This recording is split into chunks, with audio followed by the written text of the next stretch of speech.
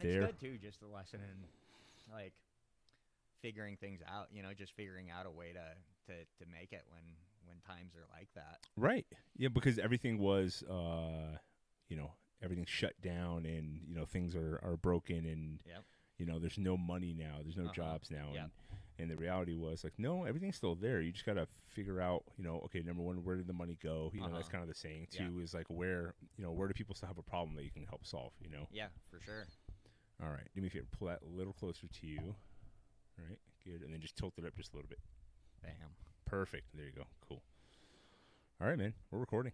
All right. All right, dude. So something that you were just talking about was that you can learn anything you want pretty much nowadays on YouTube and everything. And what it made me think of was, I remember this is probably about 10 years ago, maybe 10 or 15 years ago. They started offering certain college classes online for free. Yeah. And you weren't going to get the credit from the college or whatnot, but you could learn the class, and you could get a certificate at the end saying that you had taken these classes and this and that. I signed up for a bunch. Never took any of them. Never checked into any of them. And that was a lesson to me in that, like, you almost have to have some skin in the game. Yeah. With things, a lot of times that investment in money, that you're making is like your impetus to actually show up. Right. And that's one of the things, being a trainer now and owning my own business, is like, nobody trains for free. Right. Even family. Yeah. Because if you're giving it to them for free, they're not going to do it. They're not going to show up. They really weren't. They really aren't. So, you can give up the biggest discount in the world, and that's fine. But they have to have some investment into it themselves, or they're not going to stick to it. No, that's true, man. I remember, my brother listens to this podcast, so he's gonna laugh. But he was actually the one out of all the family I trained, like, and that would jump in and out.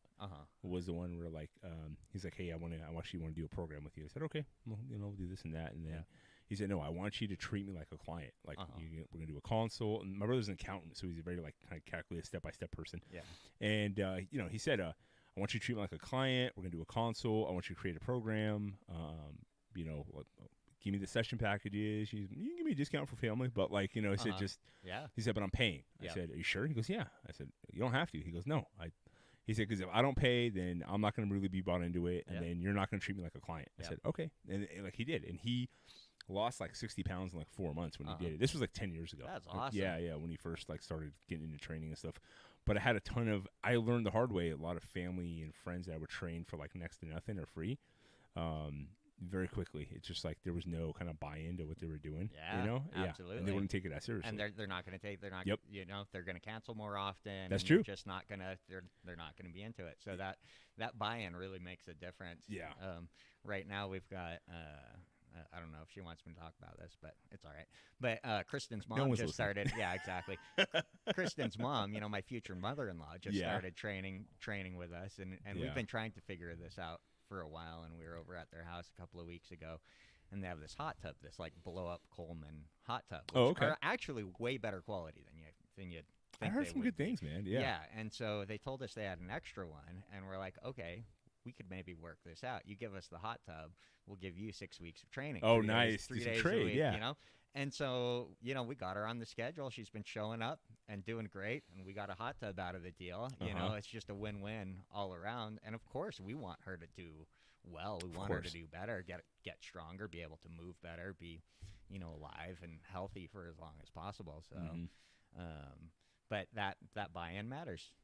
Yeah, it's huge, dude. It's like, one of the things was, I've told the story a couple times, but really quick, when we came out here, when we first wanted to move here, the first thing, like, I already knew about SBG, and that was one of the places was we wanted to, go check out and get the program set up for the kids and for Anna Marie and I, and met with Leah, and then did the whole tour, and we paid for the family for the whole year. Yeah. Before, we didn't even have a house yet. Yeah. We just we were like, we're coming. And she was like stoked. She was like, that's awesome. You guys are coming. Sweet. She goes, so when are you moving? I'm like, I have no idea. I said, soon, you know what I mean? I said, like, this, but that was our, like, commitment. So, like, going to what you were saying, like, we, saying you're going to do something, like, we've had people ask us, like, and we've been here almost a year now. We've had friends that have come out to visit from Washington, and Like, man, you guys actually like moved here. Like, yeah, we did. They're like, how'd you do it? I was like, well, I went and shopped around. But what they mean is like, like what we were talking about earlier before we started recording, that like that drive and the impetus to like you don't like what you're doing, so like let's just change it. Whereas people just kind of decide to box in. Like, how old are you now? 40. You're 40. Yep. So you opened your first gym at 40 years old, right? That's and right. a lot of people will tell you like, what? Yeah. And you're absolutely. like, yeah, I did, because I decided that's what I wanted to do, and I put the work in. Yep. Right? Yeah. So let's give everybody a little bit of a background about yourself, right? So, because I don't know a ton about like your deep background, just more of. So I know Chris. So pronounce your last name again. Sigouin. Yeah. I don't even know if I pronounced it right, honestly. You know what, dude? My brother gives me shit about my last name because he says it's Jody, and I go, it's Jowdy. And you go, why? I'm like, that's how it's spelled. That's not how I pronounce it. I'm like, it's my fucking name. I can say how right? So now I do it that way just to piss him off. Yeah, I'm pretty sure my last name's pronounced with a French-Canadian accent. Oh, yeah? I can't do it, so. We should ask John. Right? But, okay, so, and we know each other from SBG. Yep. Right? So you have been doing jiu-jitsu, and you actually competed in in the Wimp to Warrior, the amateur MMA fights. Yeah, which absolutely. was pretty awesome. Another one of those sort of buy-in things where it's like, you kind of you put the money down for the training period, you make this commitment, and at the end, like, you have no idea at the end of that thing, the nerves, and it, like I could not have imagined the nerves that I was experiencing at the end of that thing. From the beginning, without having like taken all of those steps to lead up to it. Because how long was that camp? It was about 5 months. 5 months? Yeah. Yeah, that's a long one, man. 20 weeks, 20 weeks, something like that. Well, I guess what is that, 5 months? Yeah, just about. So when you first sign up for that, you're just like, and you've never done an MMA fight before, I right? had never done an MMA fight. So it's like the idea is cool. And then, so when did it become like real? Like, oh shit, I'm about to get locked in a cage with somebody. Probably the last 2 weeks, maybe the last week, it started really like, every time. Talk about weigh-ins and everything else. Yeah, and it's like, in my job or my jobs, I'm working one-on-one with people. So I'm pretty well distracted, because I'm spending an hour with people, like one-on-one conversations, everything like that. Everything's right in front of me. I'm just dealing with the situation at hand. But what you noticed in that week before that fight was every time there was any second of downtime, anytime there was any second of quiet, my brain would just go right to what was coming up. It was almost, it's like anything else that someone might obsess over, kind of take over your thoughts, like grief. Like somebody passes away, like for like weeks, like anytime there's any downtime, your brain immediately goes to it. It was a situation like that, and that's when the nerves really started building. And you didn't even know who you were gonna fight. Like, I knew. Like, you knew to an extent, right? I think I knew like a week or two out. Originally, I thought I was gonna fight Pete. Right. Coach Pete, and that was actually a really funny story. Yeah. Because, I had just gotten into. Well, because he's fought before, right? Pete? Not in any. I don't think he's done any competition, MMA or kickboxing. Oh, okay. Yeah. Okay. And so I had just gotten into the CAP class for striking and CAP for jiu-jitsu. Right. Which is the combat athlete program. It's just your graduation from the basic classes into the next level, the more advanced classes. Yeah, that's what I like about SBG. They actually do like a foundations program, so you're not like just a bumbling knucklehead, right? And coming in there and absolutely, because there's gyms that like. You go sign up and for jiu-jitsu, and then they throw you in there with the black belts. All right, let's roll. And it's a sink or swim mentality. Yeah, I can see to an extent where that would benefit like a certain type of people you're looking for as a business model. I've got my own opinions about it, but like I really like what SBG does, which is like, okay, get the foundations down for. Because I think it's only like 6 weeks. If you go every week for 6 weeks, like boom, then you move into CAP class. Yeah, and then they like, okay, now you can go play with everybody else. Yeah, and so I show up for this first CAP striking class, and Pete's the coach, and I sit down with him, introduce myself. He introduces himself. He goes, "Oh, so I hear you're going to do the Wimp to Warrior thing," and I was like, "Yeah, I am." And he goes, "Oh yeah, so am I." And I'm like, "Oh, what? You're going to be coaching it?" He's like, "No, I did that last time. I'm going to compete this time." And I'm like. But you're the coach. What do you mean you're gonna compete? You're scouting us all. And so And he's like, yeah, but I've never had any competitions, actual Right. in the ring competitions. And I looked at him and I go, Pete, how old are you? He goes, I'm 41. And I look at myself, I'm like, I'm 40. And I go, how much do you weigh, Pete? He's like 165. I'm Gears like, are I'm turning. 165. And immediately I'm Oh, that's thinking, funny. they're going to make me fight the coach, Yeah. And it just changed everything because I came into it with a little bit of experience. Sure. I have a background in judo. I did judo from probably about 10 to 15, 16-ish. Oh, okay. Wrestled in high school. Started boxing more for fun and fitness in my 30s with this retired boxing coach who lived in my town, and he was a phenomenal coach, just absolutely phenomenal amateur. Well, so you got a background coach. in combat athletics. It's Yeah, not total stranger to it. Yeah, so that's cool. I wasn't coming into this That's with, great, man. with nothing, and I knew a lot of people would be, you Yeah. know, and so I was just positive that they were going to match me and Pete up, and it Right. never ended up happening. Yeah. I kind of wish they would have, honestly, Yeah. because me and him still spar every Yeah. week, and we just have fun punching Yeah. each other in the face, We There's- just go at it. There's something to be said about having the right kind of training partner. Mm. When depending on what you're doing, but I definitely notice a difference because my regular rolling partner is Denver, and when if he's not there or if I'm out of town and he's rolling, we try because we both have a goal of we're both in our 40s. We both started this a little bit later, but we both have a little bit of background. We're not totally strangers to the whole concept. Yeah. And we're not doing this just for fun, Yeah. right? We really we're diving into it. We're going to seminars. Yep. We want to get better, and we actually approach it from a coaching perspective, right? From Denver used to run his own company, right? Yeah. It was a CEO of, and he worked for Microsoft for a long time, right? So he has this project management mentality, and he looks at, okay, how do I break this down, the technique, and where do I get better, right? Yeah. And for me, with my background too, it's just okay, if I'm going to do this, I really want to do it well, and I'm constantly looking at improving. So we make good partners where it's we give good feedback to what we're doing, Yeah. and then both of us we're looking at okay, we're not trying to kick the shit out of each other, Yep. but we're also not going to go 10%, right? Absolutely. Yeah, and then we'll actually we'll go from class to be hey, do you want to do you want to drill what we just did before, during an open mat before we go into a roll? So so it's good to have a good partner. And then when you don't have that partner and you don't have somebody who has that kind of shared intent with what you're doing, I understand okay, if you roll with somebody who doesn't, you're gonna get something out of it, you know, and you try to come from it from a different perspective, but it's not the same if it goes for a week or two at a time. Yeah, you're gonna get a lot more out of it with training partners that are have the same intent as you, because that intent, that goal means a lot. What your goal is with something kind of guides all of your decision making processes, right?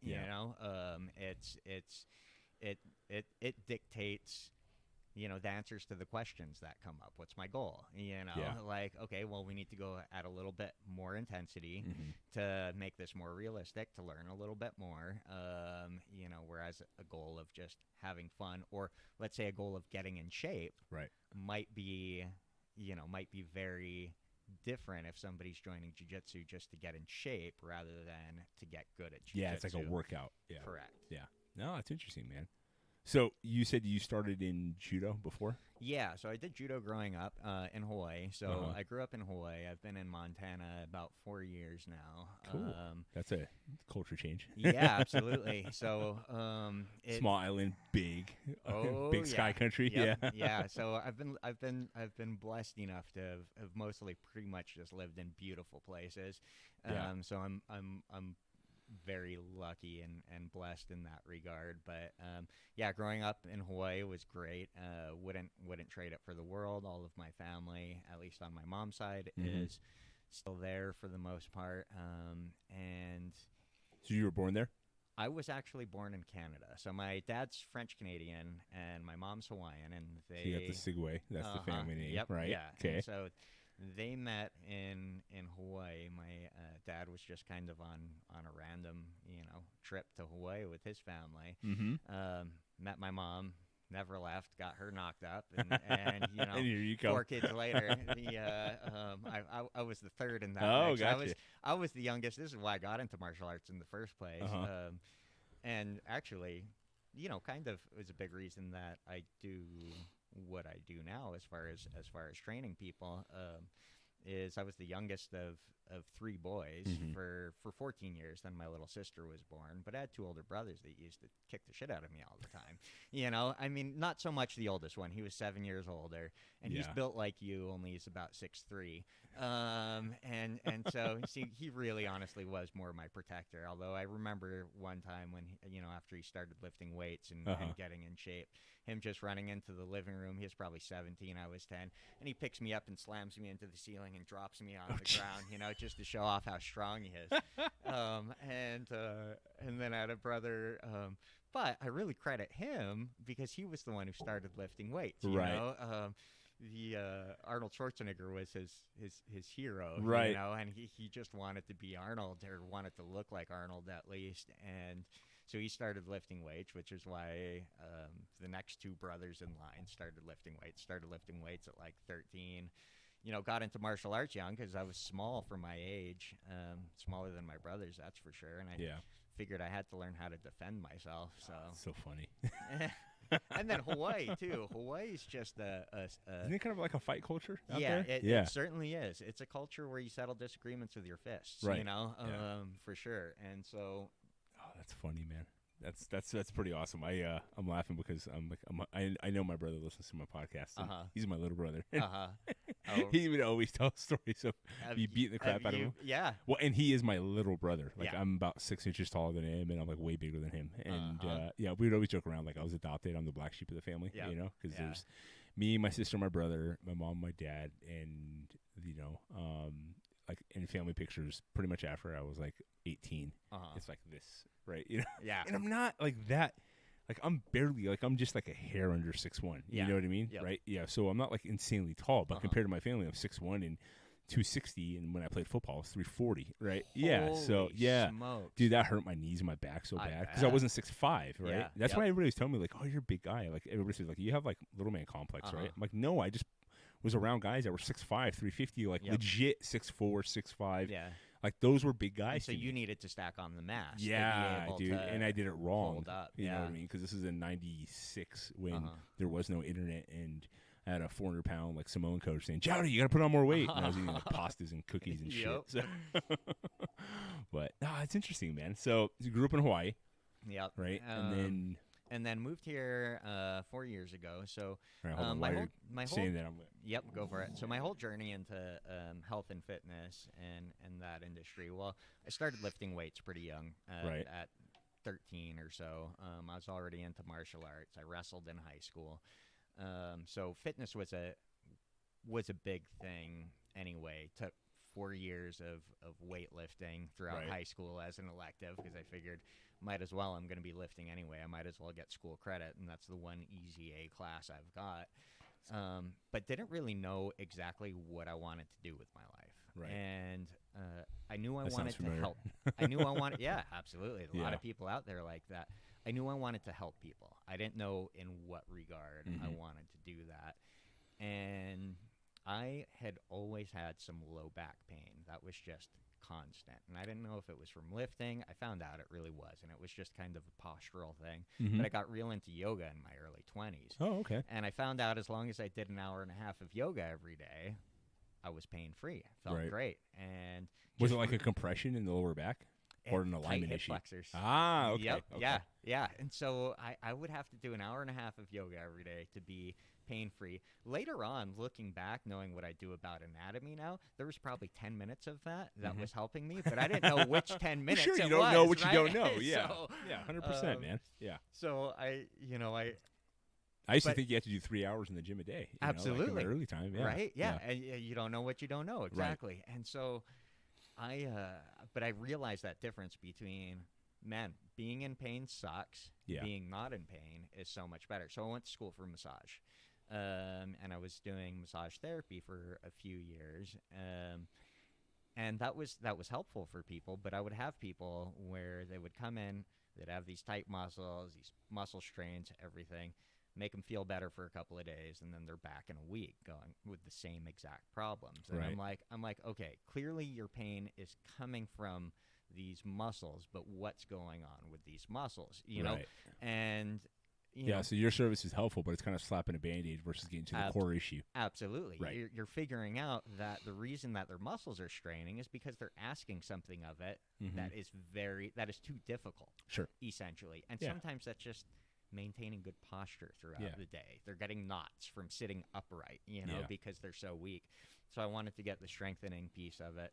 So went to school for physical therapy. There was no actual physical therapy school in Hawaii, so I became a physical therapist assistant, which pretty much means I practice physical therapy. I just don't do evaluations. Beyond that, the job's pretty much the same. I also don't do spinal manipulations. But in Hawaii, was it? Sorry, not to cut you off. No. In Hawaii was so out in California, Washington, especially.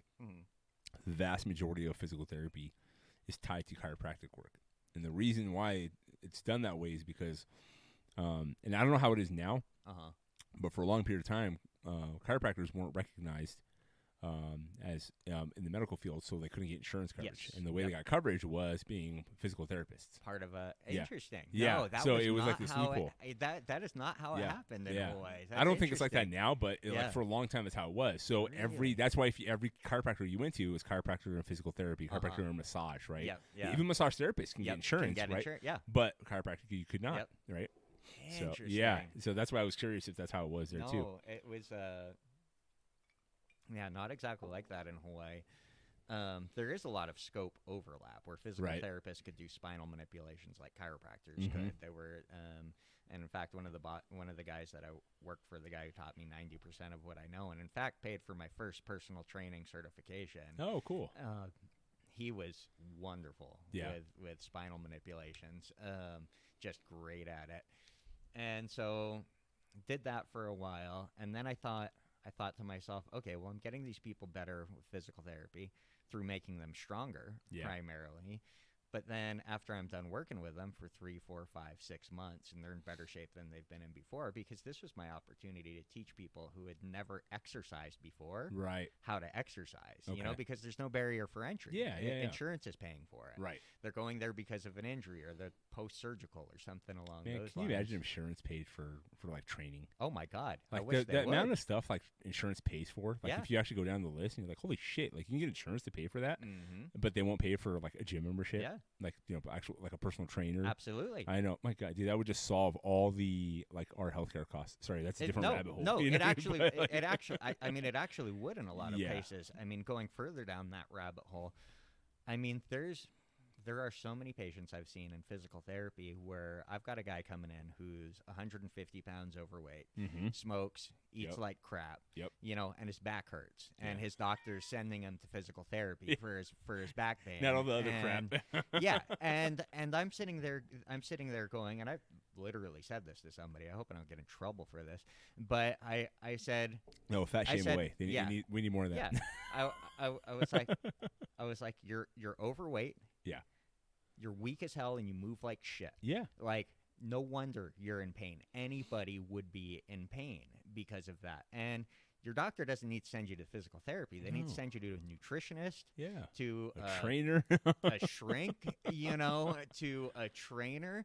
But you don't belong in physical therapy, Dude, like, There's nothing we can do. No, like, so humanity has this weird, or at least like the people I've been around, like, and you look at our country too, and our country is awesome in so many ways, right? But one of the things that really like we totally screw up, like on a national level, right? I mean, like, and you see it now with like how the response has been to COVID, is like, hey, you get a shot and then we'll give you free donuts. No, not get your fucking health in order, right? Yeah. But the thing that we get it wrong is that the human body is like amazing, right? Like what it can accomplish, like when you fine tune it, but also the amount of shit it puts up with. It doesn't just drop dead right away, and it just amasses over time. To me, is astonishing, right? So what I always did with clients was I always use a car analogy, because even like the most like simplest person who didn't even understand how a car worked, besides like you have to have gas and the key goes here to start it, right? Yep. Okay. they understood like you can't drive on on 3 wheels. Like you got to have like all 4 wheels have to have air in them, right? Okay. Doesn't matter how much you turn the key, doesn't matter how much you slam your foot on the gas. If there is no gas in the tank, it's not going anywhere, right? Yep. So they understood the basic concepts of a car, right? So I always used to use car analogy for clients. I'm like, dude, you wouldn't put like Crisco in the gas tank, would you? No, because the car would seize up immediately, right? Okay, but our body like puts up with crap, and then just like, okay, I'll just put this over here, which means like I'm just gonna store this as fat here. A cellulite over here is like I would always joke around with clients, like kind of true. Cellulite is your body's way of going like, I don't know what to do with this shit, so I'm just gonna put it over here. It's true, you know, but that's like, exactly what it is. But like my point is like you don't. It's just so much like excess fat because you're eating so much excess calories, right? And then if I had clients that had any understanding of like business, I always explain to them that like nutrition is like a budget. Yep. Okay. Would you run a business and not have an understanding of what your income was, what your like revenue stream was, what your expenses were? They go, God, no. I said, good. Well, you're running your life that way. You have no idea what you're putting into your body, and you have no idea what your expenditure is, Absolutely. right? Like calories in, calories out, yeah. right? So. And then, so when I would find ways to explain things so people understood it and correlate it to things they got, that's when you would get their buy-in. Absolutely, you know? No, I think we need to do a better job with that, like as a nation. You know, like getting people to understand that. Yeah, I absolutely agree, and I think part of the issue there is that different things make sense to different people. Exactly. You know, and so that's where our side of being good at what we do really comes into play. Is that explanation might work well for some people, but like you said, if you've got a businessman, you're going to use a different explanation because something else is going to make sense to them. And I think part of the problem is that a lot of times we want to shove things down people's throats. That in one way, you know, and it's, I mean, even when it comes to training, or you know, where you might be like, oh, well, there's this one perfect way to squat. Right. There's this one perfect diet that's great for everybody. You know, this perfect diet that's going to work well for everybody. It's like it doesn't exist. You know, the genetic variability of us.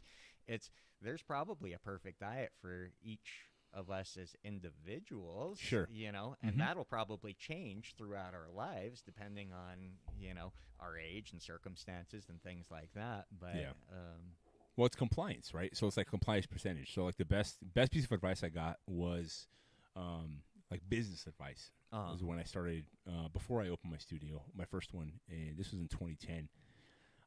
Was it doesn't matter what you know, it's what you can get people to stick to and what you can get them to pay for, right? Like so, it's like that combination, not like suckering them from their money, but I mean like they're like, oh, I see value in this, therefore I'm willing to pay for it, right? Kind of like what we talked about earlier, like you're buying, right?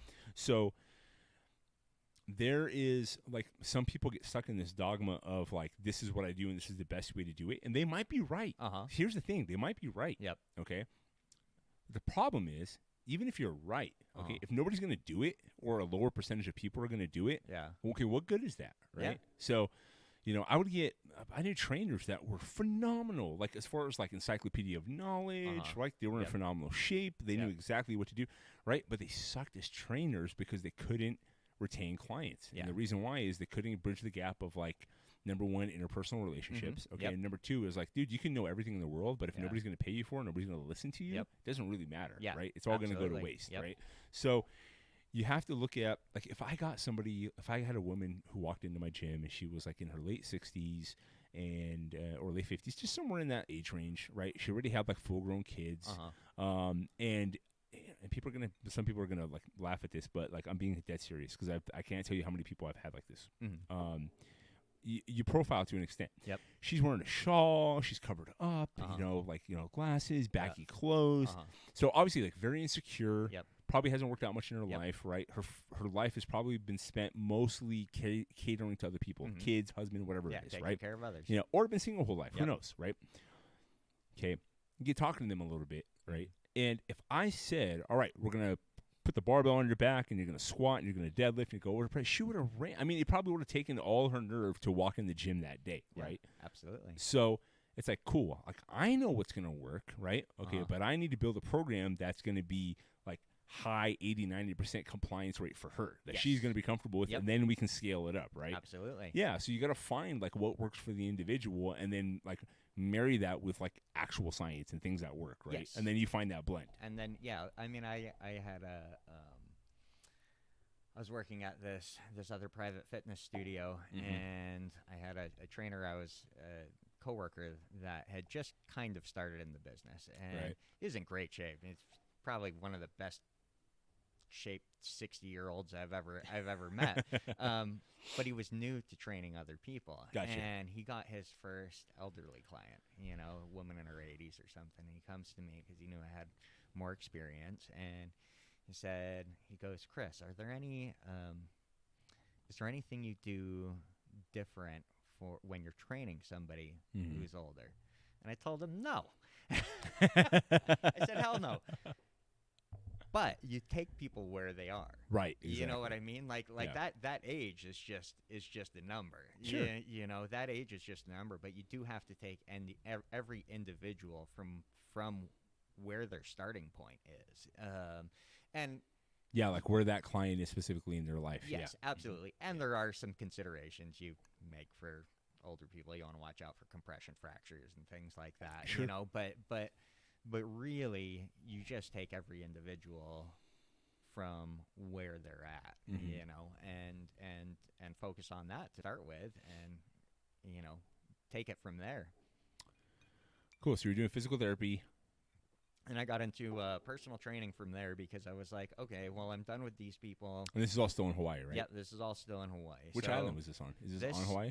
This was on the Big Island of Hawaii, cool. Which is also Hawaii Island, but people get it confused with Oahu because Oahu's where all the people are. And that's a touristy spot. Hawaii Island, which is the Big Island, is even more rural than this area is. It's about the size of Flathead County. I figured this out.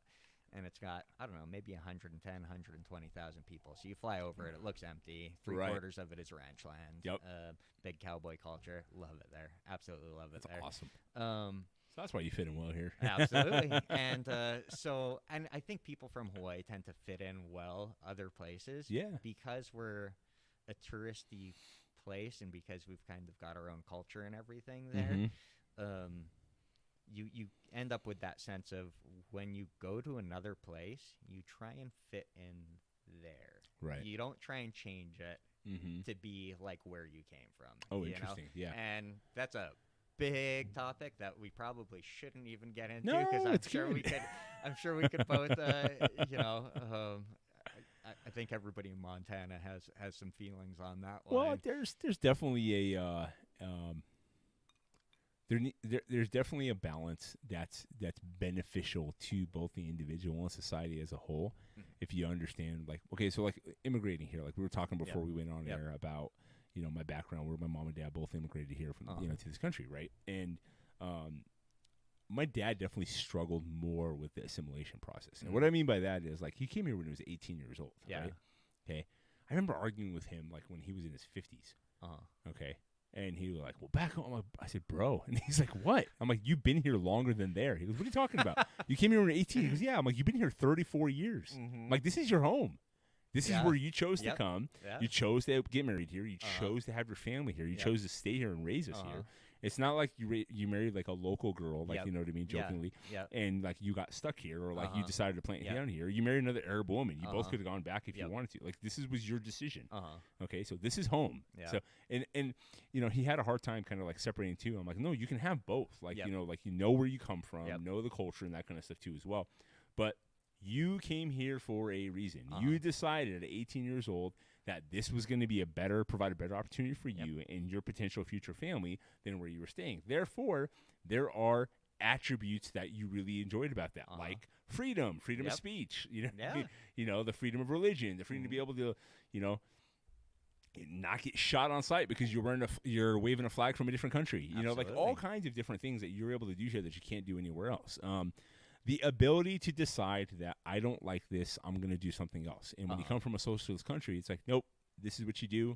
This is who you are. This is your contribution to the collective hive. So this is your lot in life, right? Yeah. And that's not how it is here. No. And no matter how much people try to make it that way, it's not how it is here. Absolutely. And that is where I get my thing we were talking about earlier, where it's like, I don't like this. I don't want to do this anymore. I'm going to do something different. Yeah. Well, I think about even the people who came to the New World, who came to the West, to Montana and all of this, these people getting out of Europe. And I'm like, the hardship that they faced here, the unknowns that they face, was better.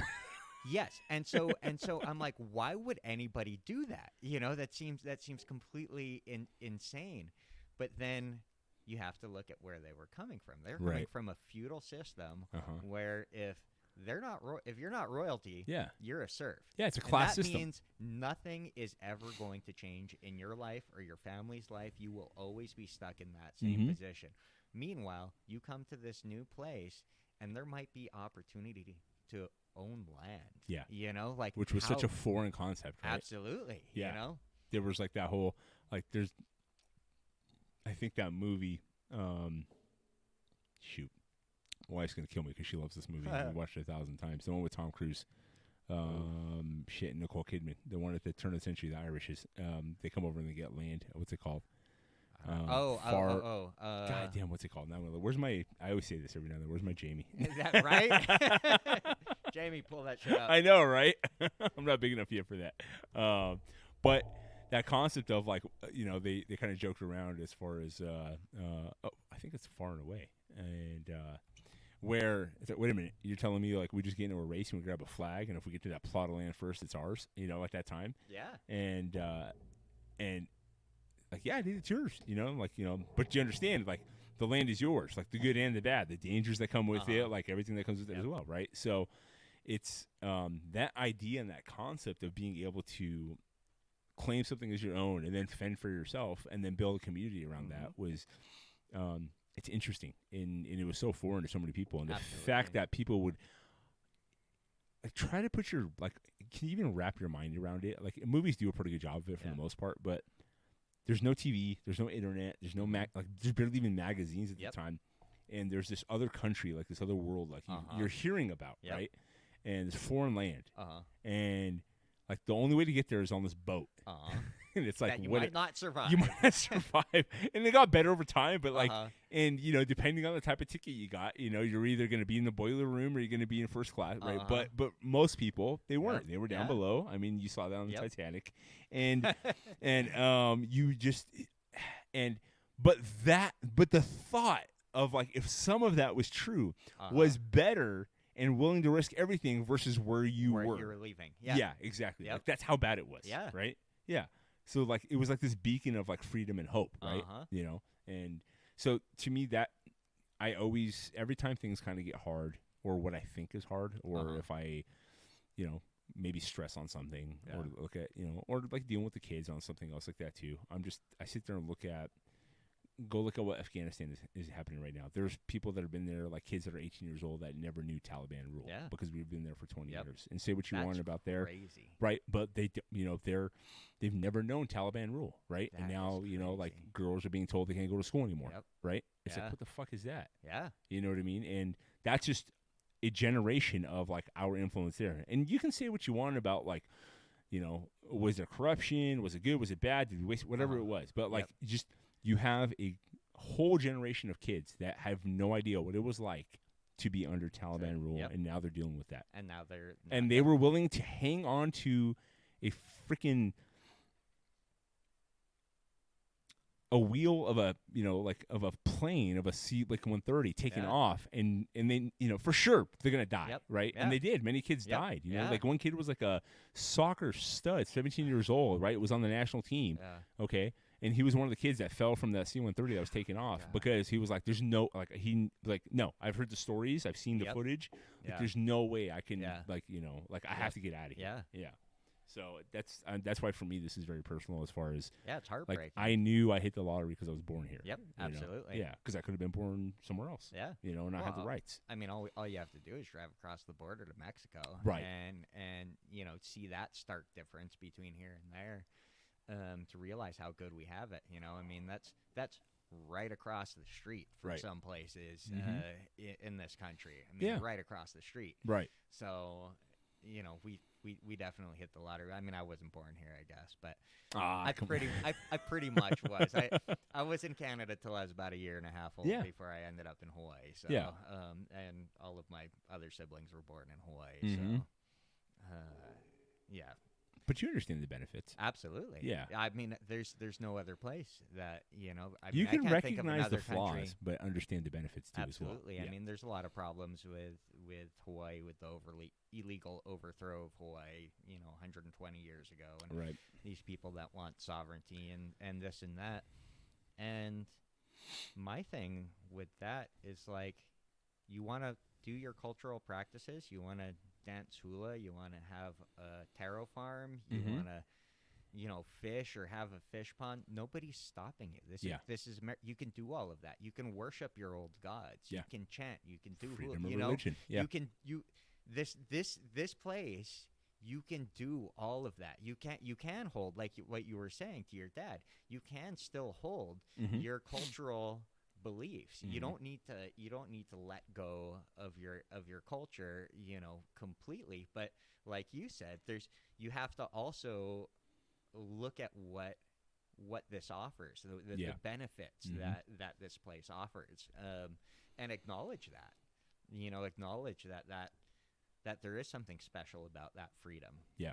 Because not every place has it. No. I mean, even to most places don't have it. No. I mean, you look at even things like states' rights, you know, like even within the country, you know, you have states that no matter how much you want to disagree with what they're doing, right? If that's who they like the population voted in and that's what they're voting for and that's what they want to do, you know, fine. Yeah. Go, you know, like have at it, right? Yep.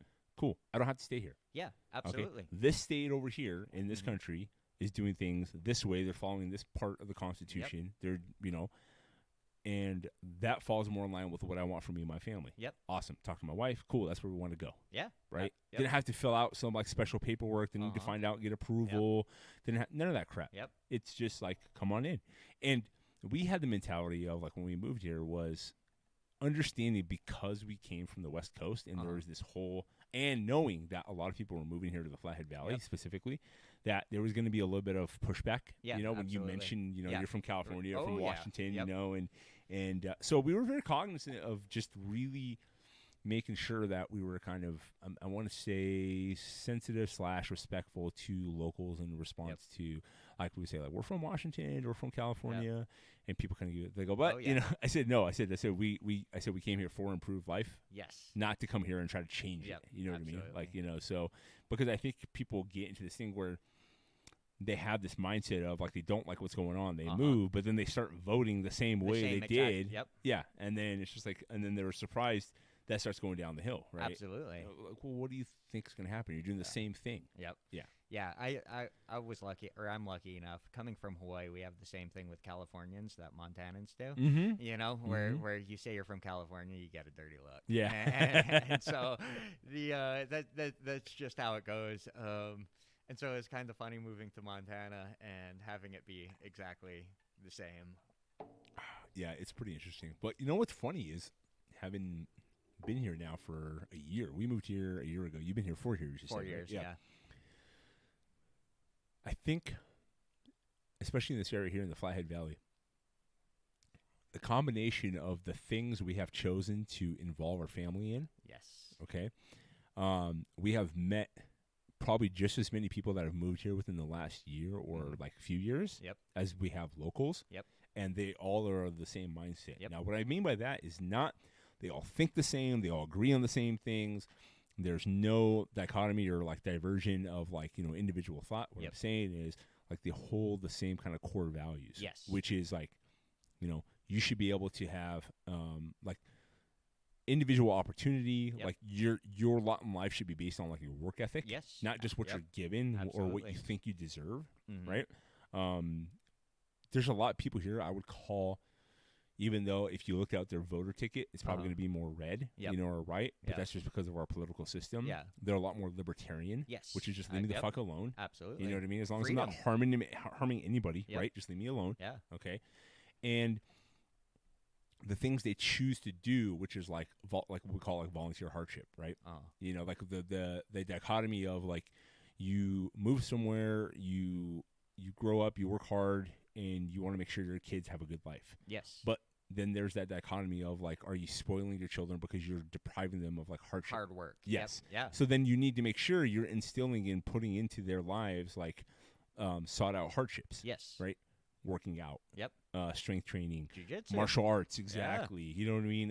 Hunting, like all these things. Like I can go to the store and buy that. A chance to work and make yes, money. Exactly. Yeah, all those things, right? Those are all values that are shared here, and I think that's for the most part. And I think that's where, for us, at least, for my wife and I, and our, for our family, where we were like, okay, this is where, having moved a couple times, like from California to Washington, and then from Washington out here. It's like, okay, this is what so we call this like our forever home. Like we're gonna stay here. If things ever we call it like if anything, like if it starts to look like it's going like Austin weird, like we're gonna fight to make sure it doesn't. Like we'll get involved. But like this is our forever home. We're not gonna go anywhere else. Like we've been looking for this since we first got married and had kids. It's like we knew we weren't gonna stay in California. We thought Washington would be more that way. And then we moved to Washington 5.5 years ago. And then Washington raced to fucking nosedive as fast as possible. That place changed so fast in 5 years. Yeah. Right? And, now it's a shithole. Just go to Seattle today and just tell me what you see. Yeah, I won't. Yeah. And, and it's and I have a lot of friends, really good friends we made there that I call family now.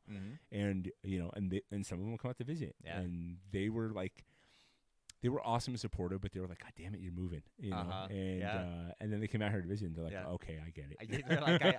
I get it. Yeah. Yeah. We've had a few people come out to visit, you know what I mean? And it's funny. And we've talked to other people that we've met, here that have moved here within the last year or two, like a Rob and Nikki Wolf, and that came from, and they came from Texas. And they were like, dude, we've never. Rob Wolf is here now? Yeah. Oh, I didn't. You didn't know that? I didn't even realize that. Yeah, dude.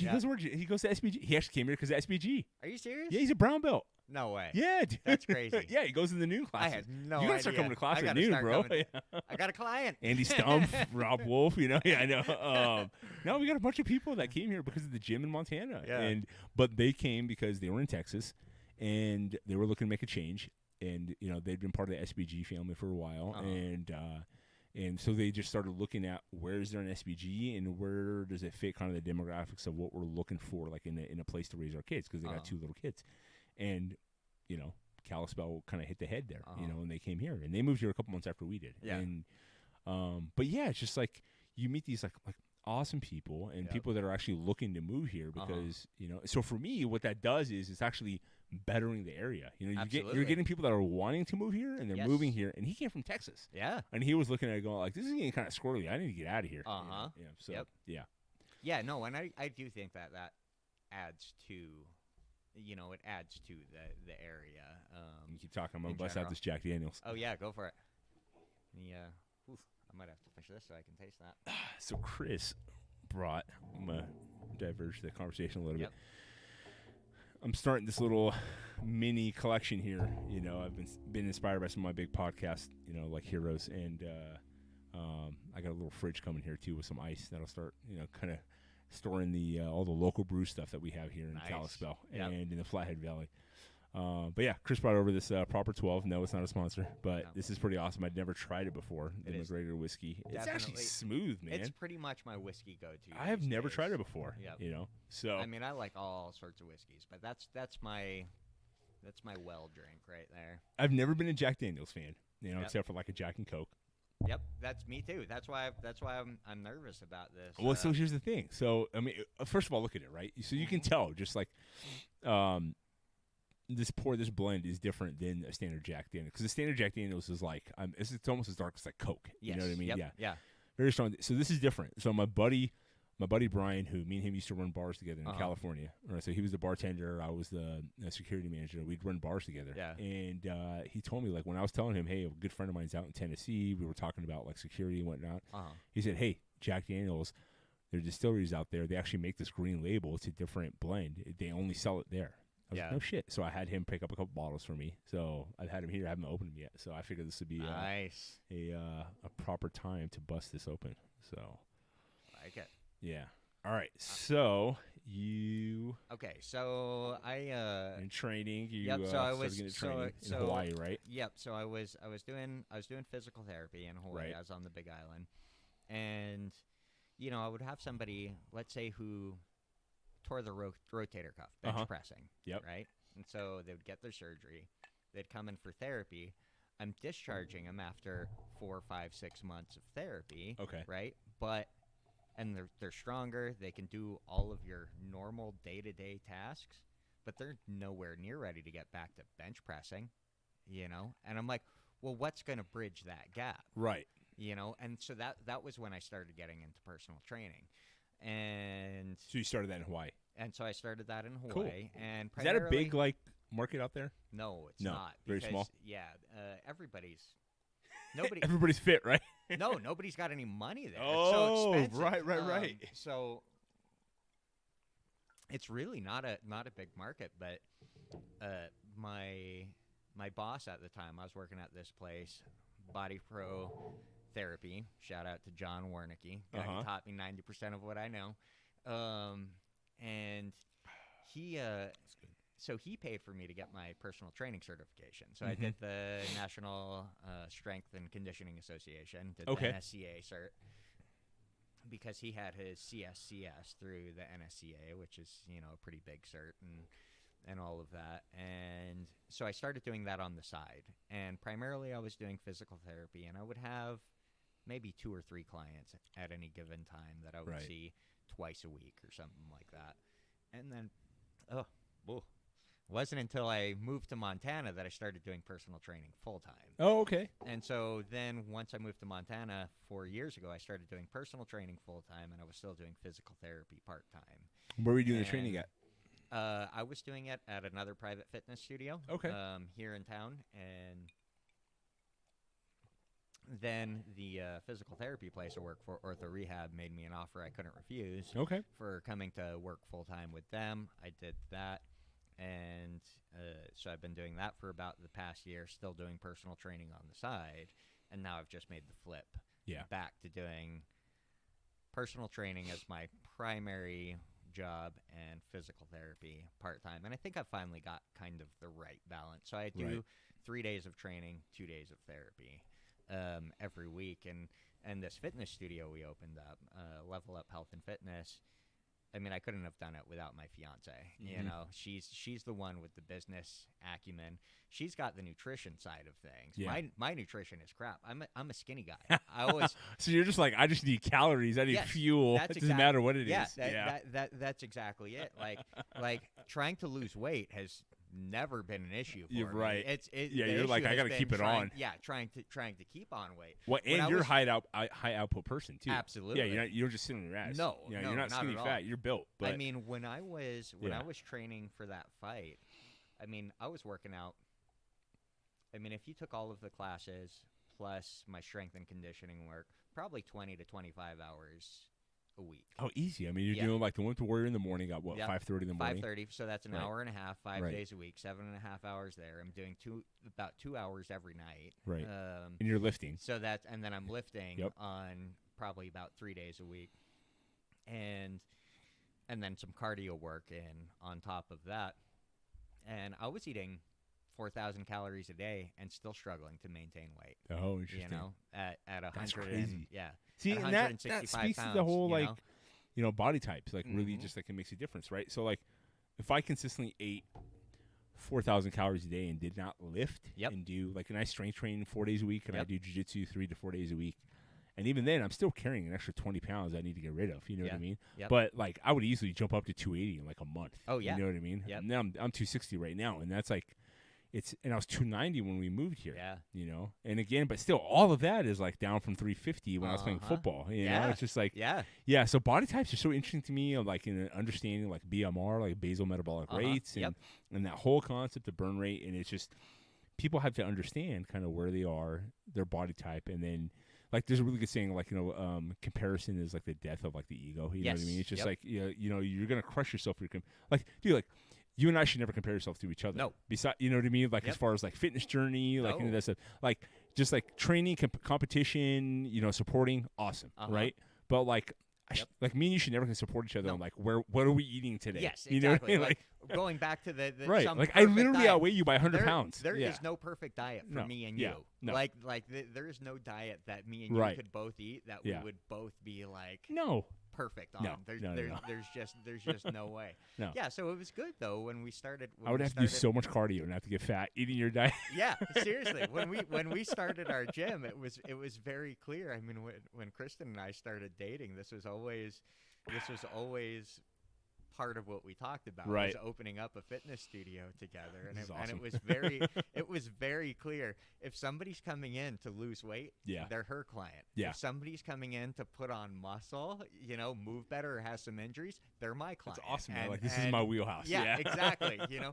And putting on muscle is something that I'm actually pretty good with. When I was 20. So if you stop working out and eating, do you just drop would you drop like a 140? No. Yeah. It would take me a while because I think I've hit a new set point. Yeah. And so you reset your BMR. Yes. Yeah. So that makes sense. So what happened when I was like 27, 28 or so? I was probably about 145 pounds when I was fit. Now, and you're not short. You're what, 6 foot? 6'1"? I'm 5'10". Oh, okay. And so strength to body weight ratio was high at 145 pounds, but I was skinny. There's no getting around it. Yeah, because your body fat was what? I was skinny. Barely 10%? Yeah, it was probably around 10% at the time. Yeah. And I read something that you lose 10% of muscle mass every decade after 40, right? And so I start freaking out because I'm like, you're like, I don't have any. I know that's exactly it. I'm thinking. I don't mind if I'm 145 pounds and have a high strength to body weight ratio at 70. But if I'm going into my 40s at 145, I'm going to be one of those frail stick men, at 70 that 110 soaking wet. You fall, break a hip. Exactly. And so I started freaking out. So I made it my goal. I made it my goal to put on 20 pounds Good of for muscle you, dude. That's awesome. in my 30s, which I did. I did it in kind of two separate periods of time.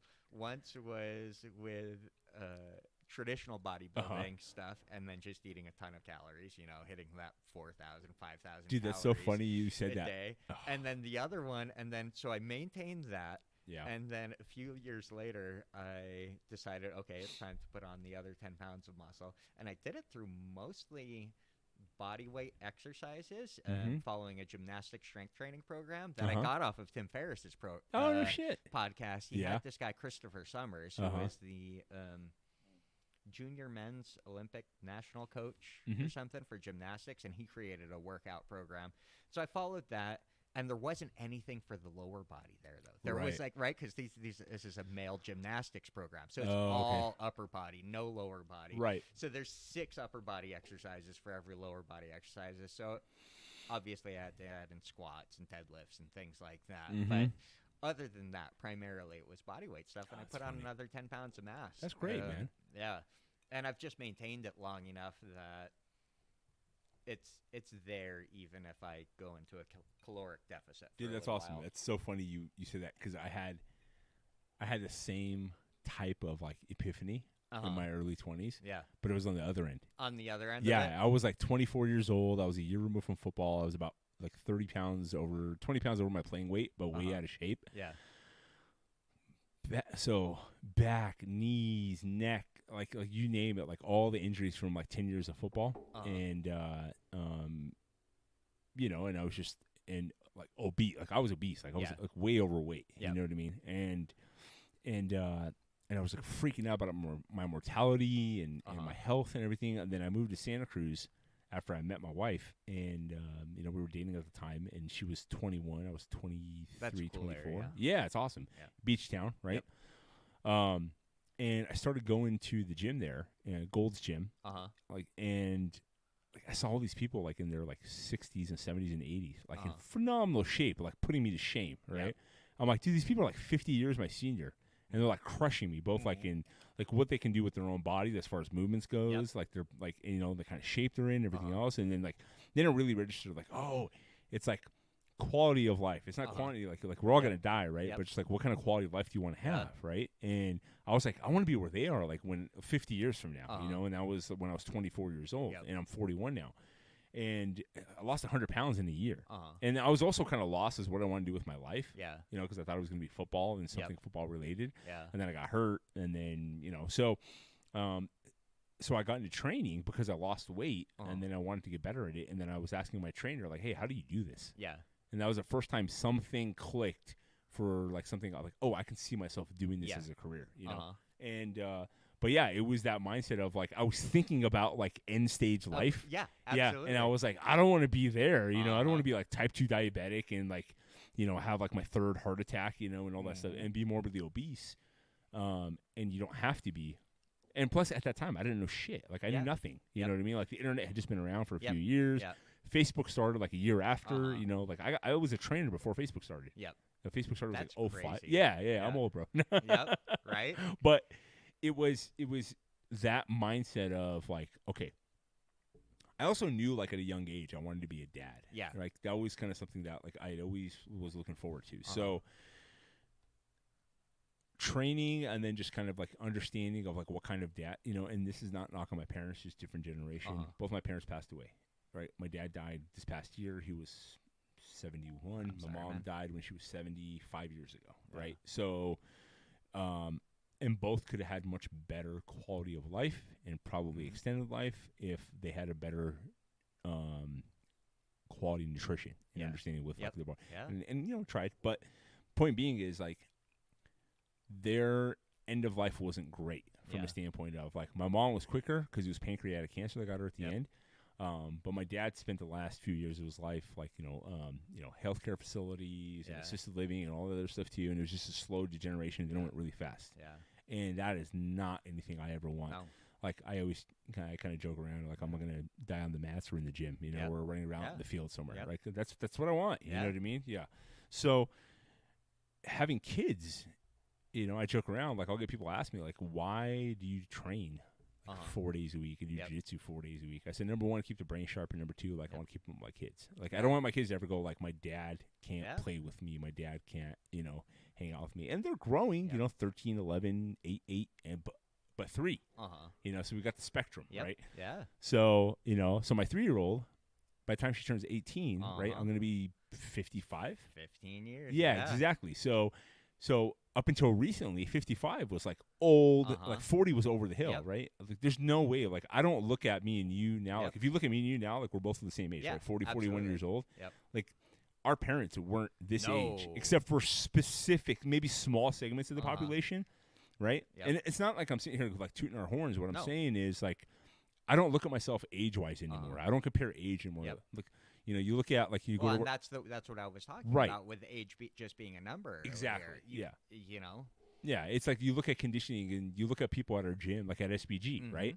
You know, go freaking Andy Stump's what 43 years old, Yeah. right? Yeah, smashing people. Yeah. You know, like in phenomenal shape. You know, Yeah. Rob Wolfson is mid-late Still, 40s. still You know what I mean? got a bullet stuck in his head. or Yeah, something, fucker. right? But you know, which you have, but like some of the best people at our gym that are like in the best shape and that can kick the shit out of anybody, right? Uh-huh. You know what I mean? And like competitive and doing well and like sharp as attack. Yep. Yeah, they're all like in their mid 40s and 50 years. You Yeah. know what I mean? That kind of thing. And so that's where like, and I recognized this in my mid 20s when I started training at Gold, Mhm. and it was in Santa Cruz, and Yeah. I've got all kinds of issues with Santa Cruz politically, but. Yeah.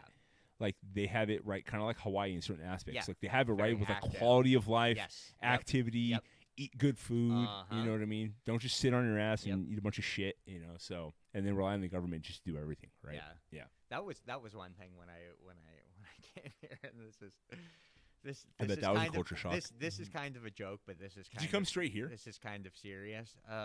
Yeah, I came straight to Kalispell. that's I interesting. visited a bunch. I want to hear though. that story. So I had Hawaii to visited a bunch, Kalispell. Yeah. It was from a relationship I am no longer in. Okay. But the it was so funny when I moved here and I started living here and I was training people here, working in physical therapy, working in personal training, and I'm like, there are a lot of assless people in this valley. I mean, you look around, right? And you Pissed just everybody you off. just yeah, oh yeah. You look around and you see jeans Nobody that squats. are not filled up. That's exactly it. I made it my mission to fight the flat ass epidemic in Flathead Valley. There's the awesome. I mean, I was almost going to start calling it Flat Ass Valley. what show was Yeah, that? and everybody's going to hate me now, but What show was that? Not Simpsons. What was the one that came after Simpsons? It was the same guy, Mike Judge. I know what you're talking. Not Family Guy, huh? No. The one with Hank Hill. What was it called? King of the- God, King of the Hill. King of the Hill. King right? of the Hill. Yeah. Yeah. There was an episode about flat ass syndrome. Oh, Yeah. Really? Yeah. Oh, He was always he was sitting down. He's in his 50s, and he's like kind of a cowboy, and he's sitting down. And he's like, God, my tailbone always hurts. And they go, Yep, you got it. What? Flat ass syndrome. Like you have no, like you lost your ass. It's gone. That's awesome. Here's your donut for the rest of your life. Yeah. So it was fucking hilarious, dude. That's great. Yeah. Well, that's my mission. That's my mission here is to fight the flat ass epidemic. Oh, that's awesome, dude. And get people doing some squats and some deadlifts, and some kettlebell swings. Anna Marie hates hearing this, but also kind of loves it. Is everybody always asks her, like, how do I get an ass like yours? I'm like, you have to squat 3 days a week. Right. she squats and deadlifts, and she just, and that's what it takes. Yeah, man. You gotta you can build a butt, man. You have to do it's. That's where all of our athletic power and performance. Yeah, posterior chain, right? I mean, it really is. You don't. I mean, you look at a and whiskey. Yeah, exactly. Right. You look at a team of football players, hockey players. Doesn't matter what the professional baseball players. Doesn't matter gymnasts. Doesn't matter what the professional sport is. Right. Find me an assless person in professional sport. For sure. It doesn't exist. Yeah. Golf maybe. Yeah. Wow. I don't know. There's hip movement there. No. Well, what's actually funny is if you look at. What's cool is if you look at a lot of sports that I don't consider them sports. They're like it's like a skill set. A skill, yeah. Yeah, like pool, that kind of thing too. Sure. But if you look at those, and you look at the newer generation of athletes like that are in that sport now, compared to like the older generation, like the training they do now. And like the builds they have compared to like the older generation. Yeah, you can tell like, oh, you lift weights. You know what I mean? Yep. Even baseball players. Yeah, for sure. I mean, I know that was more they caught that on earlier on with like the early 2000s. Yeah, but they don't look like Babe Ruth anymore. No. You know what's funny is like after the whole because I kind of tuned out of baseball for a little while. I'm from the Bay Area, Giants fan. Yep. And but after the whole like kind of like the steroid area, which to me was just hilarious, but you're seeing a little bit now. There was this kind of turn back of like the fat baseball player. Yep. Yeah. And like Pablo Sandoval kind of made it like popular. So if you follow baseball, he was he played for the Giants for a long time. And but yeah, you still see like kind of the soft, skinny, fat, pudgy guys. Because it's not so much athleticism, especially like if they're like a pitcher. Yep. Right. Yeah. You can't be like that. Like if you're a position player, unless you're a first baseman. Yeah. Because then you're swinging the bat and then you're standing up first. Yeah. But I pissed off so many baseball players. Right. I think we've pissed off a lot of people. I know tonight, that's okay. So it's all but right. my goal is to piss off like at least 10% of the population every episode I do. Right. Yes. Totally. But it's interesting. Like after the steroid era, there was this kind of turn back to kind of like the skinny fat baseball player for a long period of time. To the specific positions where you saw that, which was pitching and first base. A little bit in catching, not so much because you still have to be really athletic there, you know. But yeah, like those two positions. But now it's kind of turning back again too, which because people are getting more back to you don't have to be on steroids and you can still lift weights and be athletic and be able to kind of combine everything else too, which is interesting. Yep. Oh, that's so funny. Okay, so you came here to Kalispell. Got here about 4 years ago, right? Got here about 4 years ago. Cool. So when did you start at SBG? So I started at SBG. You've been there a little bit longer than I have. Just about a year now. Oh, so just after us, because we started right after we moved here. We moved here in Sunday, October 31st is when we got here. Yeah. And then we started, November 2nd was our first day at SBG. Yeah. Okay. Yeah, so I started, I think, in September. Yeah, I think I started in September. Okay. Cool. of last year. And that was something that I'd always wanted to get back into martial arts since I'd been here. I was in a relationship that was not wonderful, right? And I was in this situation where I was constantly daydreaming about the things I wanted to do, and one of them was I saw the first Wimp to Warrior. Oh, okay. Happen here a few years back that they had at the fairgrounds. Yeah, and I thought I wanted to do that. And for people who don't know, Wimp to Warrior. Like, go on to SBG's website, check it out. It's not this, like, podunk, like, middle of nowhere, just, like, ragtag, MMA fights. Like, this is, like, actual amateur, athletic commission sanctioned MMA fights, right? Amateur MMA fights. They legit train you for and you do, like, a 20-week fight camp. Yep. Yeah, with, like, and this is, like, you're trained through the SBG organization. This is the same organization. Like, they're 60 locations worldwide. Conor McGregor trains at the SBG in Ireland. You know what I mean? Training with professional coaches. Yes, you're training with pro coaches that train MMA fighters. You know, the whole bit. So yeah. Yeah, and so I saw that and I thought I want to do that. You know, and I worked at a private fitness studio for a little bit, and I thought I want my own. You know, and I had all of these different things, and I wanted to get back into martial arts in general. Yeah. I had all of these things that I was daydreaming about for a while, and when I exited this relationship, the past year has been the most eventful year of my life. And I have literally made every single thing that I had been daydreaming about for the past 5 years come true. It's awesome. You know, including doing, you know, the Wimp to Warrior. Yeah. And granted, it didn't go my way. I didn't, you know, I think when I daydreamed about it, I actually won my fight. You know, I think. But I don't think that matters that much. You know, like with something like that, right? I mean, you know, unless you're like a pro fighter and like this is what you do for a living. I think when you decide as an amateur that, like, I'm going to take a pro fight, like an MMA fight, right? You know, like sanctioned, you know, weight cut, you know, like the whole bit. Like, I'm going to get in there. There's going to be a ref, like an audience, the whole bit. We're going to get locked in the cage. Okay. I think the big part of that is just, like, the simple fact that, like, dude, you did something that, like, 1% of the population has never done. Like, not even 1% of the population has ever done before. Yeah. Right?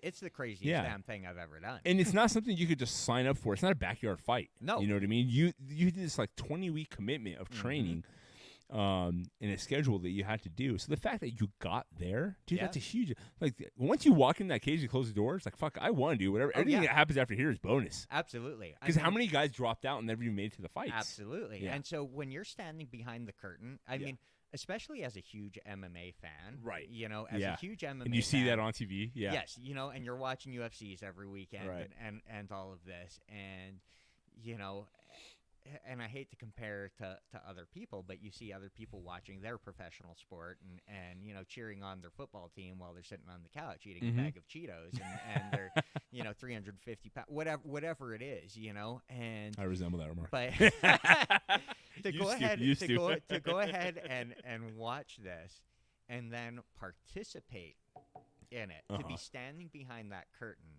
waiting for your walkout. It's going to be pretty surreal. Yeah. You know, walking out, the cameras are following you, stepping into that cage, waiting for your opponent to enter. The most surreal thing I've ever experienced. Right. Just the absolute craziest thing that I've ever experienced. And I wouldn't trade it for the world. That was fun. It was exciting watching you guys. You know, that was hard to watch because, you know, especially like when you guys did that fight. And what I mean by hard to watch, not hard to like to watch the fight. It was because you ended up fighting Brian, right? Yeah. And so you and Brian are both, like, for us, like my wife and I, you know, like we're not like the best of friends, but we're like getting to know friendly you guys. With, exactly. Acquaintances we've trained with, you know, in different classes and whatnot. We're like, shit, who do we root for? So I was just like, I told her, I was like, I don't want to see anybody get hurt, and I want it to be a good fight. Which is how it turned out. Which it did. It went the distance, right? Yeah. Nobody got hurt, from what I understand. Neither of us got because I hurt. saw Brian at the gym a couple days later, right?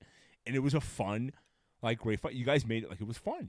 It was a good fight. It was a good fight. Yeah, it was competitive. It was a good fight. It was you know competitive. What I mean? Classic kind of striker versus wrestler sort of thing. Yep. And 100%. Neither of us got hurt. We were both later that night. I mean, you know, we ended up hanging out for like a half an hour or an hour together or something after that fight. So it was great. I saw him the next day, in fact. And Brian's a good dude, too. We ran into each other at lunch the next day randomly, which was just bizarre, you know, but it was like the best thing. I met his family at the time, and it was just wonderful. You know, I love Brian. He's a great guy. I saw a couple fights earlier in the night where I'm going to get my revenge, though. He's got an Iron Man coming up. Oh, that's right. He does. Yeah. I'm going to wait till he's good and tired. That'll be fun.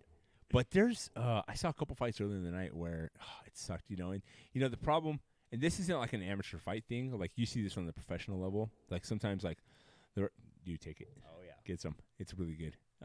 There is a definitely issue with refereeing in regards to, I think they're so gun shy now, worrying about stopping fights too soon. They're letting fights go on too long. And there were a couple fights that night from a couple refs, and it wasn't the ref that you guys had, where one of the guys that was fighting, he Oh, I know what you're talking about. You know what I'm talking about, right? Yeah, I know Kids, exactly. So Anna Marie and I, we Ended up getting head kicked. Yeah, and Anna Marie and I bought a ringside table as a sponsor table, so we were like right there in front, and there was the table next to us was his family was there. Yep. And he was getting the shit kicked out of him, from like get go, right? Yep. And the fight went like way too long. They finally stopped it, but it was like the last round, right? And he took way too much damage. Yeah. Dude, his poor little boys are sitting there like crying. You know what I mean? They're like they're watching their dad just get pummeled, and like it's an amateur fight. No, you know what I mean? And it's like this, like it's not a championship fight. There's no multi-million-dollar behind it. You know what I mean? Like I get it, we trained for it and the whole bit, but I'm sitting there going like,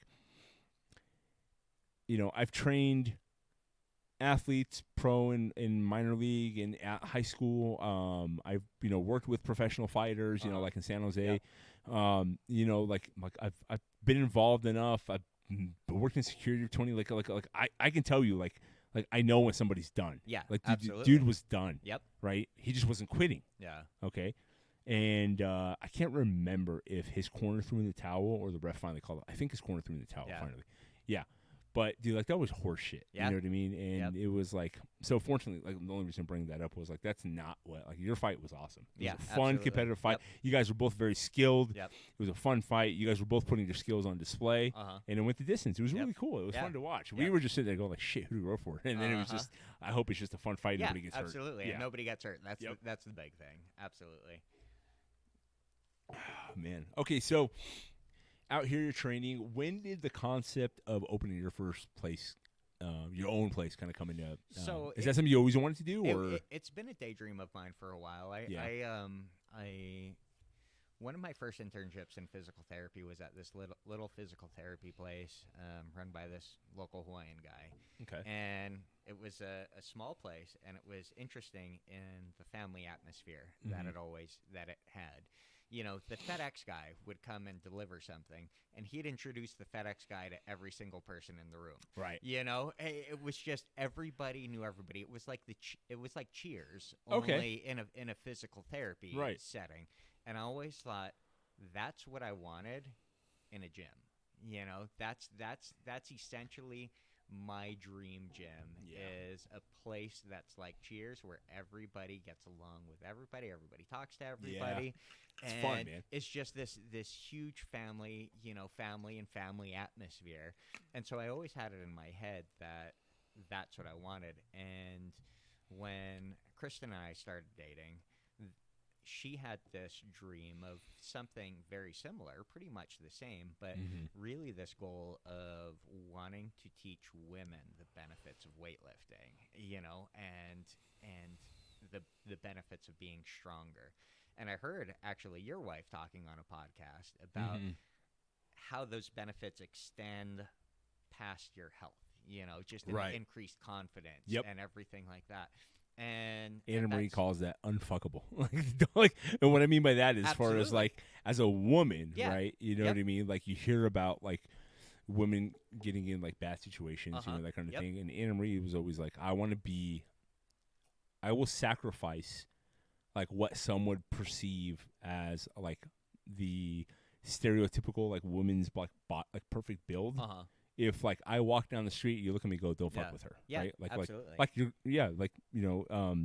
It's just kind of one of those things. And then with having 4 daughters, like that's something we definitely want to make sure we emulate, so they understand that as well. Yeah.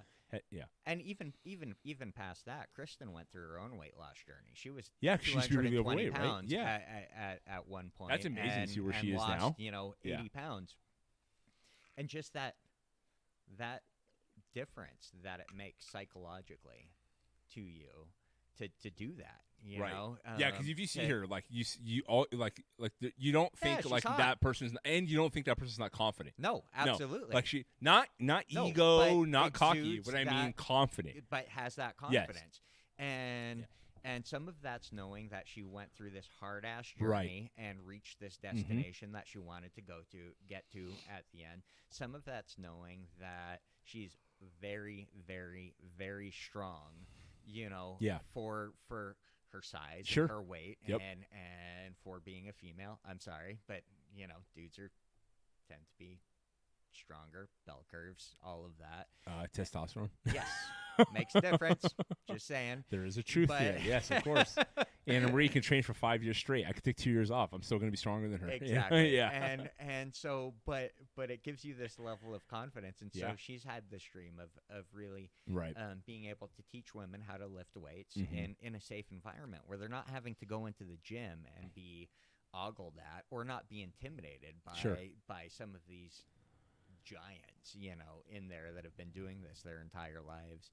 And our dreams really matched up because I had this dream of having a place with this family atmosphere where Mhm. I teach people how to move better, Yeah. how to improve the quality of their lives Yep.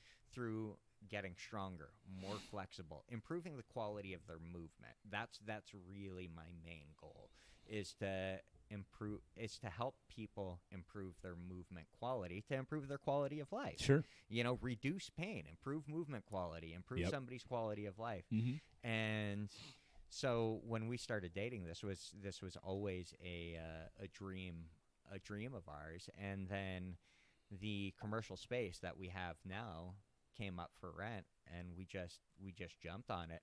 And it was interesting because a month before, not even a month before, probably 3 weeks before, we'd been pursuing this for a little while, and then we took a little break from it. And after a couple of months of taking a break from it, I said to her one night, I was like, we really have to, I feel like we're kind of stagnating, Okay. That's pretty good that you actually self-recognize that. Anybody else telling you that? Yeah. And I feel like we really need to start pursuing this again. And I swear to God, a couple of weeks later, this property came up for rent. We just jumped on it. Yeah. She was in a corporate job at the time. She quit that.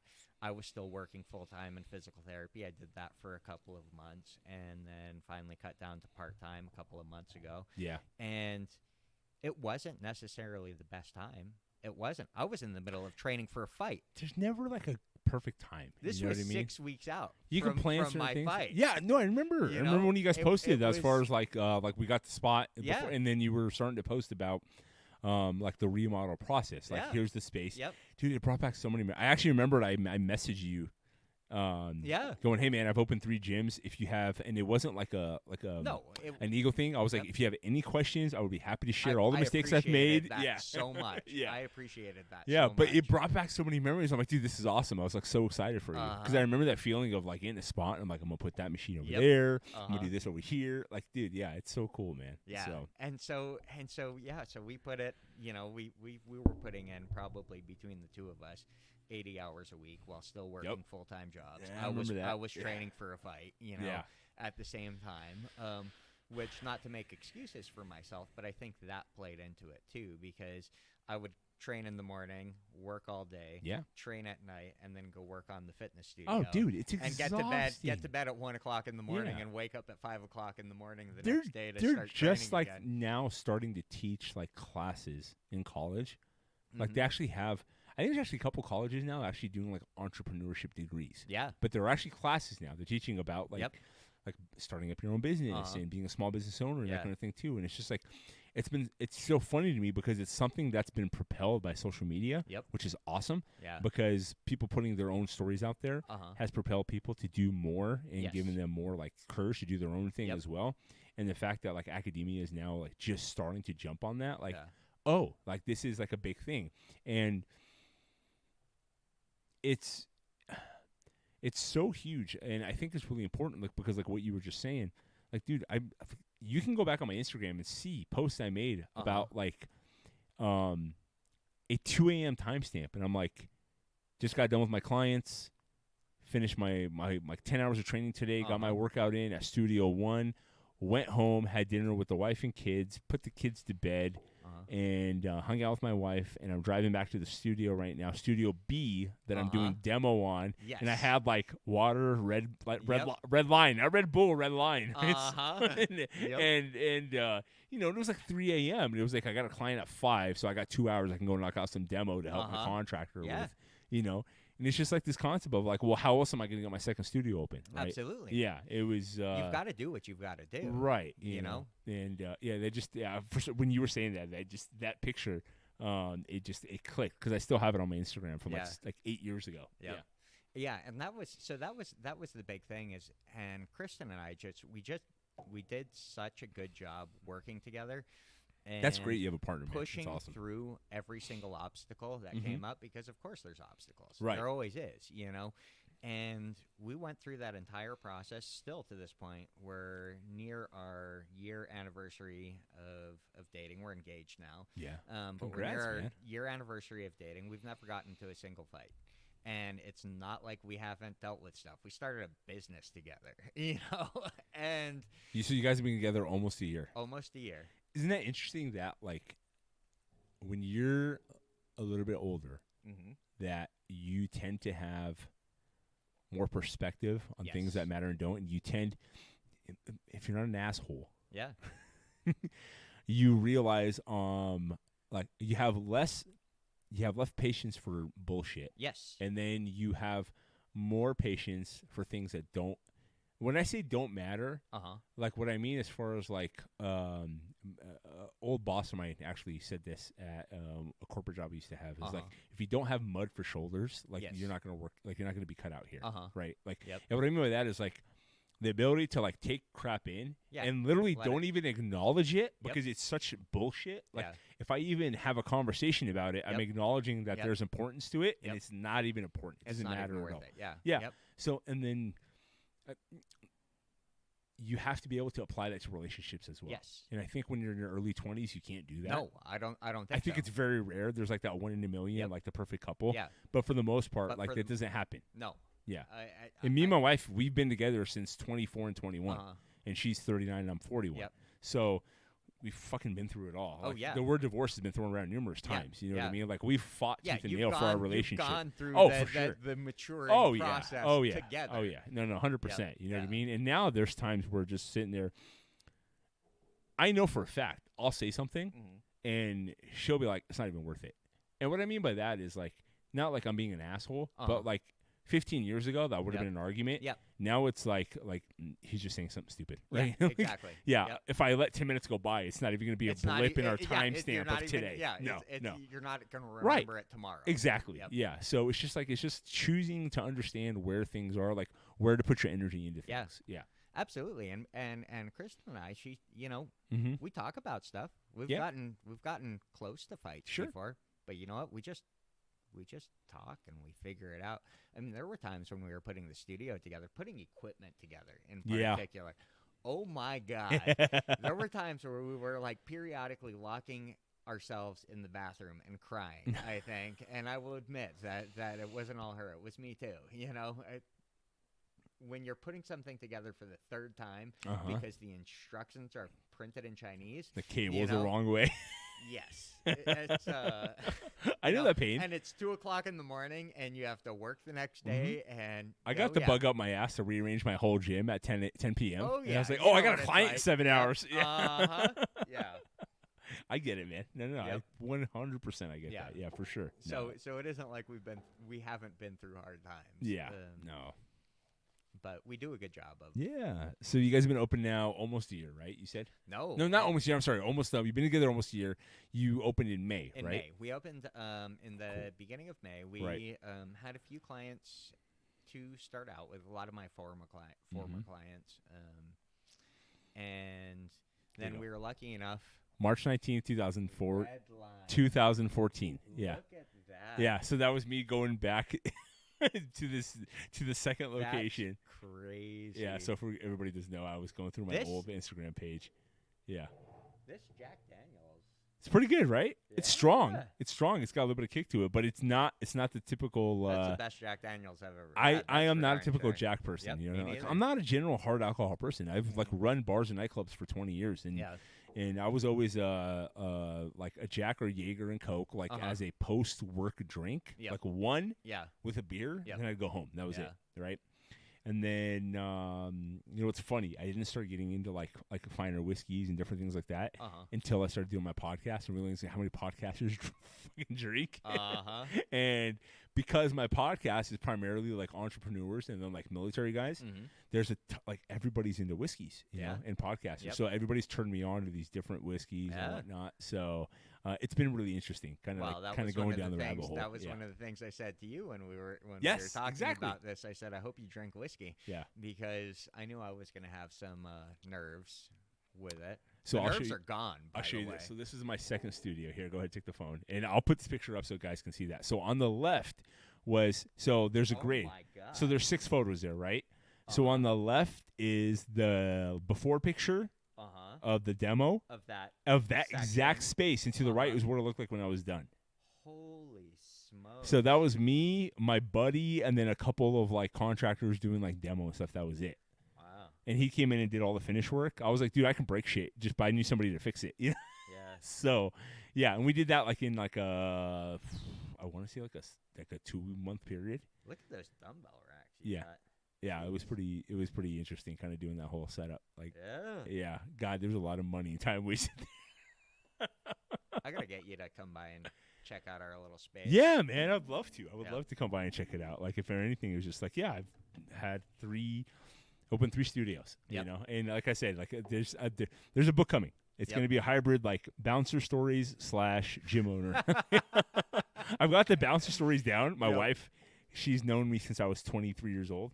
So, you know, I started working in clubs when I was 18. So she's known like the majority of like, and she's been there. How much did you weigh at 18? At 18, I wasn't too heavy. I was about 240, but nowhere near the shape I was in right now. Yeah, got it. Yeah, nowhere near the shape I was in right now. You know what I mean?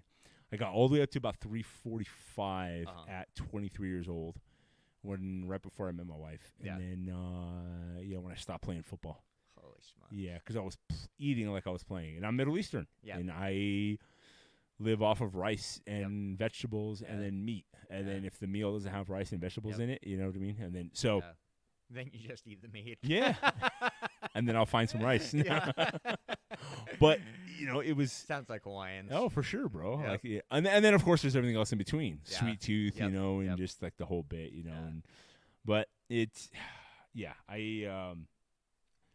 working in, like, you know, bars and nightclubs, it was interesting as well, too, as far as, like, having that understanding of, like stress inoculation and whatnot and doing the different things. But, no, man, it was that picture I showed you there. So that was 2014. So that's 7 years ago. Yeah, 7, almost 8 years ago. Yeah, so that was right. That was after the twins were born. They were still like barely a year old. Yeah, they were 8.5 now. Yeah. So yeah, I was like, wow, let's go open up another gym. You know what I mean? My wife's like, the fuck's wrong with you? Like, we just had twins. Like, we have 4 kids. You know, I've learned to listen to my wife more. You know, like there's that running joke, like your wife's always right. Like that's not what I mean. What I mean is like we have a good balance of, and she's said this numerous times on like the segment that me and her do together. Right? I'm the dreamer. Right? And what I mean by that is like I'm the eternal optimistic. Right? Okay. I can look at a pile of shit and be like, okay, like we can do something with that. Right? You know. And she's like, that's a pile of shit. Like, what are we doing? Right? Yeah. She's very like realistic, very like down to earth. You have to make your case stronger. Right. It's good. Yeah. So the balance has been over the last few years of finding like where I'm like in the clouds and she's like down here on the ground and like well how do we fly? Like where do we find the balancing act in that, right?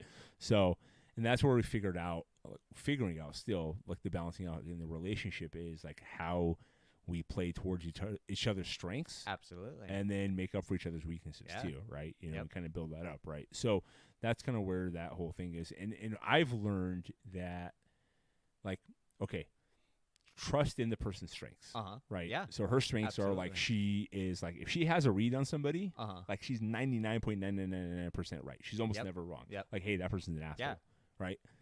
I grew up in an environment where I was around everybody and all kinds of people, so my thing was always like giving everybody the benefit of the doubt. Yeah. And she's like, no, that's a bad person. And I've figured out now over the last few years of understanding with 5 children and a wife and, you know, being self-employed, where the balancing act of, like, understanding my time is a commodity. Yeah. So maybe they're not a shitty person, but, like, I can't afford, they might not be air quote, I can't afford to have that person in my life right now.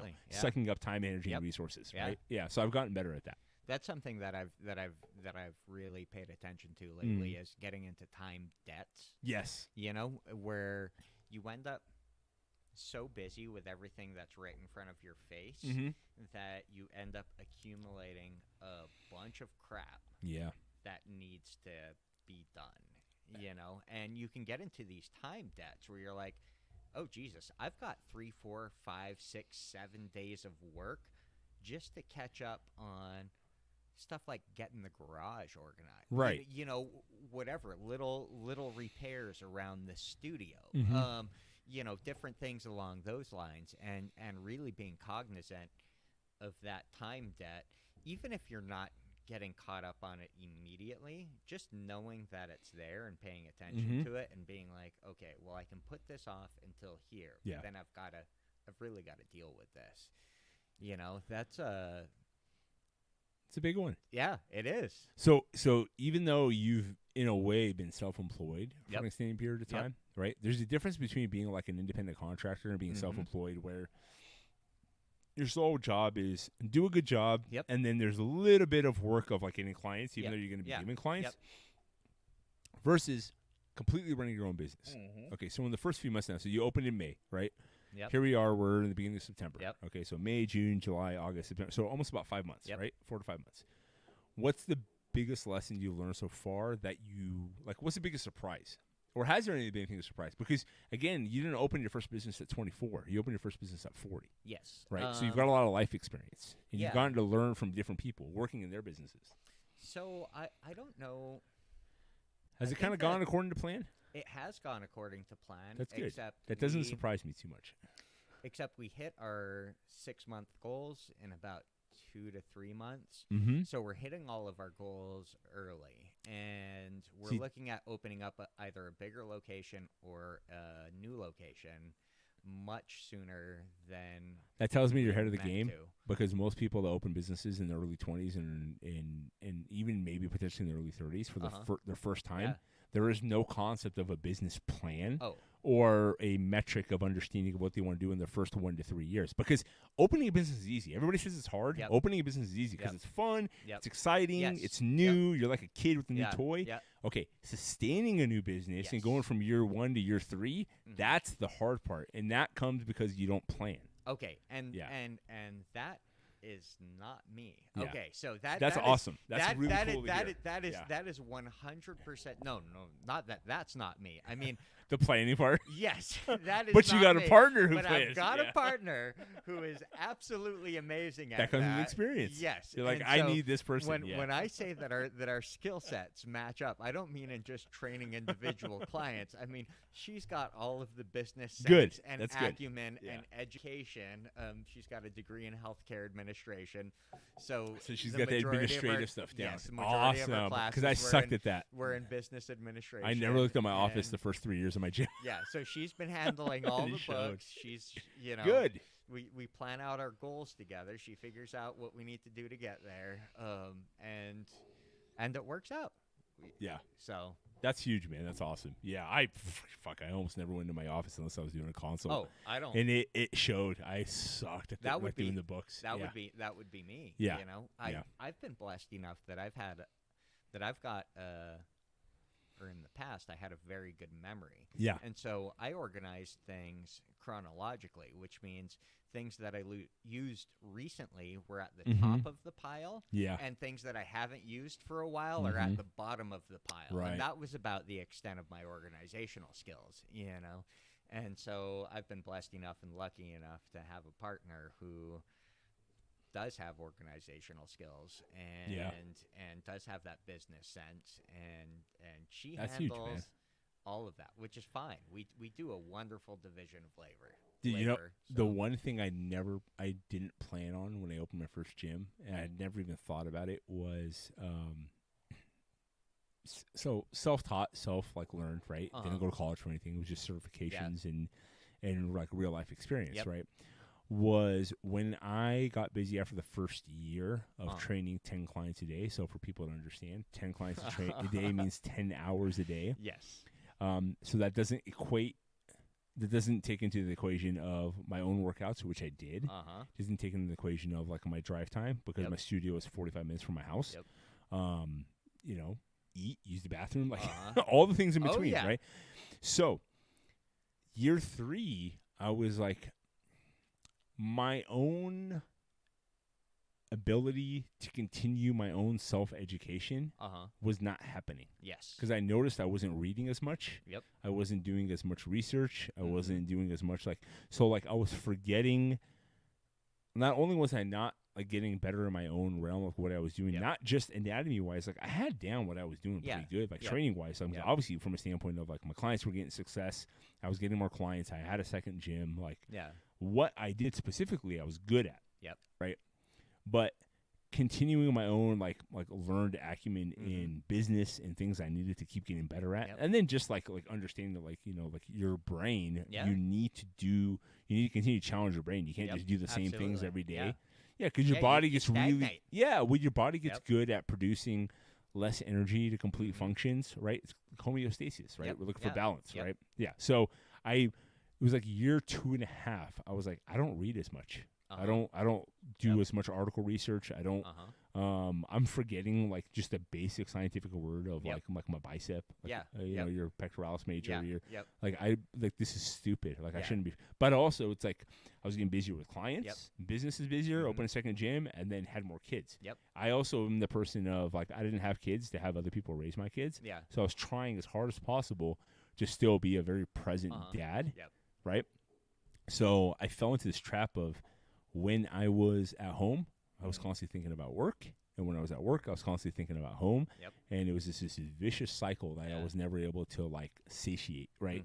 Or balance out, you know? So it was difficult, but it's so interesting to hear that you guys have a good balance with what you're doing as you approach this like growth into, you're not even your first year and you're looking like, cool, we already hit some of these markers. So how do we kind of approach this next level of growth? Yeah, absolutely. And I think part of that is just that we're not just starting out in life, we're both a little bit older, and so that really makes a big difference there. But yeah, all of those things need to be taken into consideration.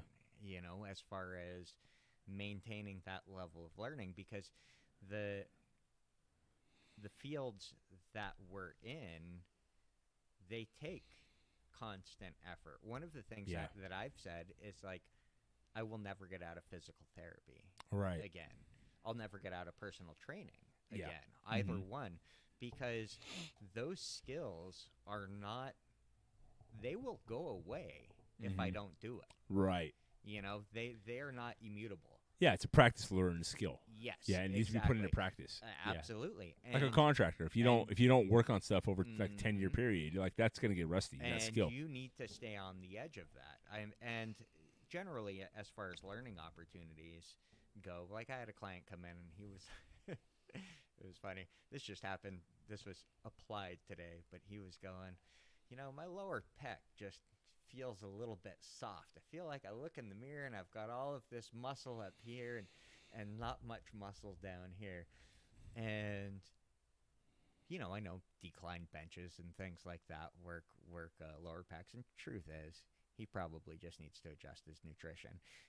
Right. Truth be told. Body fat percentage, right? Yes. Truth be told, it's probably just about body fat percentage. But I did want to come up with a workout that would make him feel better. And a compliance factor. Absolutely, right? And so I want to show my value. So I'm going to show him that I've got 10 different lower pec exercises that are going to kill cable him. Flies and all that stuff. Yeah. Exactly. Yeah. But I hadn't thought about that in a while. So I knew the decline press and things like that. So what did I do? I spent a couple of hours researching it. And it's through the course of doing that that you add to your knowledge base. Every time you're faced with a situation that's new or you haven't encountered for a little while, you dive back into the research, you dive back into what's out there, and you spend a few hours, learning, sometimes even relearning what you already did. And, and all of a sudden you've increased your knowledge base. Yeah, it's I think sometimes people that are in a position of an expertise in something, they have a hard time because of ego, especially if they've been in it for a long period of time. Yep. Saying the words "I don't know." Yeah. Yeah. Yep. I would have clients that would come to me with different post-surgery ailments. I remember the first time a client came to me. I was only like 4 years into training. He's like, "Hey, I'm 60 years old. I just had a complete like labrum like repair. My shoulder. I'm semi-retired. Businessman. I actually own a Cessna. I fly for fun. Yeah. They're telling me I can't fly again. Like, can you fix it?" And I was like, never trained anybody post, like labrum tear. At that time, it was like I said, I was in my late 20s. Never trained anybody where a doctor, surgeon told them, like, you won't be able to do something before, right? It was just outside of my scope of expertise at the time. So I was very honest with them. So listen, I said, I'm good at strength training, hypertrophy training. Like, this is what I'm good at. I said, I can research it, and I can talk to your physical therapist because he was literally like a week out of surgery. Yeah. And I said, maybe we can come up with a plan together if you're open to that. If you'd rather go with somebody more experienced, totally understand. So I was super honest with the guy. He was like, you know what? No, I like your honesty, and I like the fact of like I've seen your stuff, and like you have an understanding of like where to go. Like once you get to this level, he said, if you don't, if you're comfortable and you don't have an ego about like working with my physical therapist, I said I'll talk to them and find out if they're cool with it, and then we'll go from there. Talked to his physical therapist. They called me 2 days later. Said, hey, can you come in to do a consult for his second session? So they had me come in and sit in on his physical therapy session, right? And then I met with the therapist afterwards, and then we ended up, all three of us, kind of coming up with a plan together. So in 4 weeks, if he hits these metrics, we're going to clear him for this work. And then also, that was my first, like I was 29 years old. That was my first time being introduced to like the insurance model. Like we're going to clear him because like, I'm like, wait, what do you mean clear him? Like he's good. Like he can do this. Like, no. Insurance says this, like we can do this, liability, blah, blah, blah. And it was like, so it was so interesting getting into this whole dynamic I'd never been involved in before. Right. And, but like I would have never even been exposed to that if I didn't say the words like, hey, I don't know, but let me look into it. Right. And that's huge. Yeah, and it paid off dividends. He's still one of my mentors. I trained him for 7 years. He's like one of my best friends. I can call him, like he's in the Bay Area, California. He was a landscape architect. He's super, very successful guy. And to this day, anytime I come back to California, me and him will grab lunch together. He was one of my biggest business mentors, and he's like the nicest guy. And like I said, and the fact that he said, like, you know what, I like your honesty versus somebody else. Somebody who might have just said, oh, yeah, sure, we can I got you, bro. Yeah, exactly. I got you, bro. Exactly. So it was, it was one of those lessons I very much kind of kept like near and dear to my heart as far as like the humility of saying like, I don't know. I didn't always put it into practice. Definitely learned some hard lessons, but it's something I really try to instill with the kids. Is like you have to ask questions. Because we don't know what you don't know. Like as parents, right? Or so Yeah, I mean, I think that to a certain degree, we're all here to learn some pretty major lessons, right? And it's nobody knows everything, right? Yeah, and it's mostly the ones we struggle with, where we have to learn them 2, 3, 4, 5 times, where we go. Yeah, I think that's a big part of why I'm here. Yeah, man, is to learn that particular lesson. I mean, even like this, like before we sat down and start recording, you came in here and you're like, dude, this is a cool setup. You got your home gym, you got your podcast studio, and I think, not tooting my own horn, but if like the average person walked in here and looked at the setup, they'd be like, holy shit, you got a kick-ass podcast studio, you got a kick-ass garage gym, so you're doing one or the other, like full time, like balls to the wall, making money, doing whatever it is too, right? My podcast I've been doing started in September, so actually about 2 years now. Yeah, so September was when I first kind of put the whole thing. End of September was I recorded my first episode. 2019, just before the whole pandemic crap hit, right? Okay, and I feel like I'm just, and this part of me was like, holy shit, man, what are you doing? And the other part of me, like with the experience, is like, yeah, this is about like the right pace. Yeah. I'm about 2 years in. Yep. I'm just starting to hit like a really good groove, Uh-huh. and I'm starting to figure out what I want to do with this. Yeah. Right? Like there's like what you can do and what's Mhm. good and what's successful. Yep. And it's like, what do you want to do that's going to be good and successful and genuine to where people actually find value in it, right? And now that I have like this little studio set up here, Yeah. and like this conversation, I'm finding I don't like doing the remote podcasts anymore so much. Yep. You know what I mean? I like, don't blame you there. I'll do it every now and then if I need to. Yep. I really, really enjoy the segments I do with my wife. They're a lot of fun. I get a lot of good feedback from them. Yeah, they're great. Yeah. Yeah. I listened to 2 or 3 of them in the past man. week, so it's a blast because it's genuine. Yep. Right. I think people find like value in like in the genuine, and then Uh-huh. both of us because of our backgrounds, right? There's some value there, and and you're comfortable with each other for sure. obviously. And she's not a like put herself out there person. No. And I will put her out there. Uh-huh. So there's fun like banter and value in that, Yep. right? So.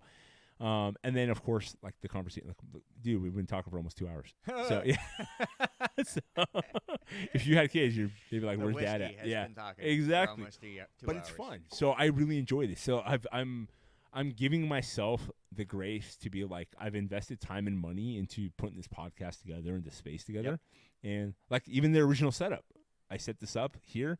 And I was like, I don't like the color of the desks. I don't like the way this looks. And then, so I didn't look at it. I was like, no, I bought the desks. Those are the ones I'm going to use, right? No. Yep. Moved them downstairs, for the homeschool area. I'll show that after we're done. And then, and then bought new desks, right? Yeah. Like, I'm not making any money doing this, but I'm having a lot of fun doing it. Yeah. And I see value in it, and some people are getting value out of it, and it's got some listeners.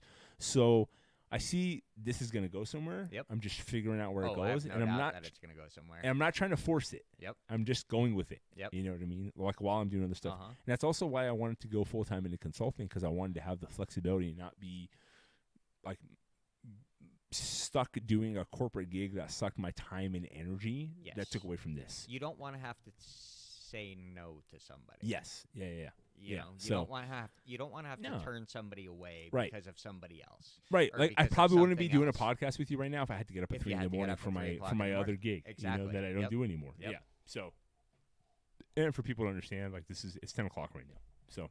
Yeah. Yeah, it was something you were saying earlier about how you and Anna Marie balance each other out, and how you're head in the clouds and she's feet on the ground. Yeah. And I've always felt that was a big lesson that I've had to learn, is how to accept, or at the very least, seriously consider the advice offered to you offered to me by people who care about me and are intelligent. You know, people who care about me and are intelligent. If they offer, so much of my young life, people give you advice and you're just like, I know better. And yeah, I'm dealing with that right now. My 13-year-old. Yeah, he's like, I know what's up. I'm like, bro. And I have realized that is one of the big life lessons for me to learn is, wait a second, I love and respect this person. I know they have my best interests at heart. Yeah. Maybe I should listen to what they're saying and take it seriously. Yeah. Yeah. That's a big one, man. Like if you can figure that out, you know what I mean? That's huge. It'll save you a lot of time. It's really hard. What I mean by this is I have made decisions and made mistakes in my life that have literally almost cost me my marriage. Yeah. Right? Yeah. And have, the gym. One of these days I'm going to sit down and I'm actually going to go into in-depth about like what happened that caused the separation between me and my wife and our business partners in Washington, But a big part of it was my fault. Yeah. Okay. But that's good that you take your responsibility. responsibility. From day one, I was like, dude, I fucked up, right? Yep. Yeah, like, big part of it was my fault, right? But what I'm saying by that is that like it's been over 4 years. Okay. I still have moments where I will go down these mental rabbit holes of the decisions I made that led to the downfall of that like partnership, which led to our separation from that gym. Yeah. And the pain it caused my family and how much I regret that. Yeah. But then I battle with like where we are right now. right? Yeah. Okay. And I look at, and my wife and I, before even that happened, before that came to fruition, we had already been talking about like moving on from the gym, because we were looking at like the end game of like where we were. Yeah. And we're like, this is not going to end well. Like the partnership started off like under good pretenses, but like the way things were going, it was like what that partner wants or what we want. And it wasn't like there was like some like nefarious bad thing. It was just what they wanted versus what we wanted were two totally different things. Well, and that's what I was talking about earlier with the goals. Right. Yeah, your goals, your mission they weren't statement, aligned. all of that matters because that guides the decision making process. Right. And their decision making was completely like money focused, right? Yep. That's fine. He was the primary investor. Yeah. That's their money. Yep.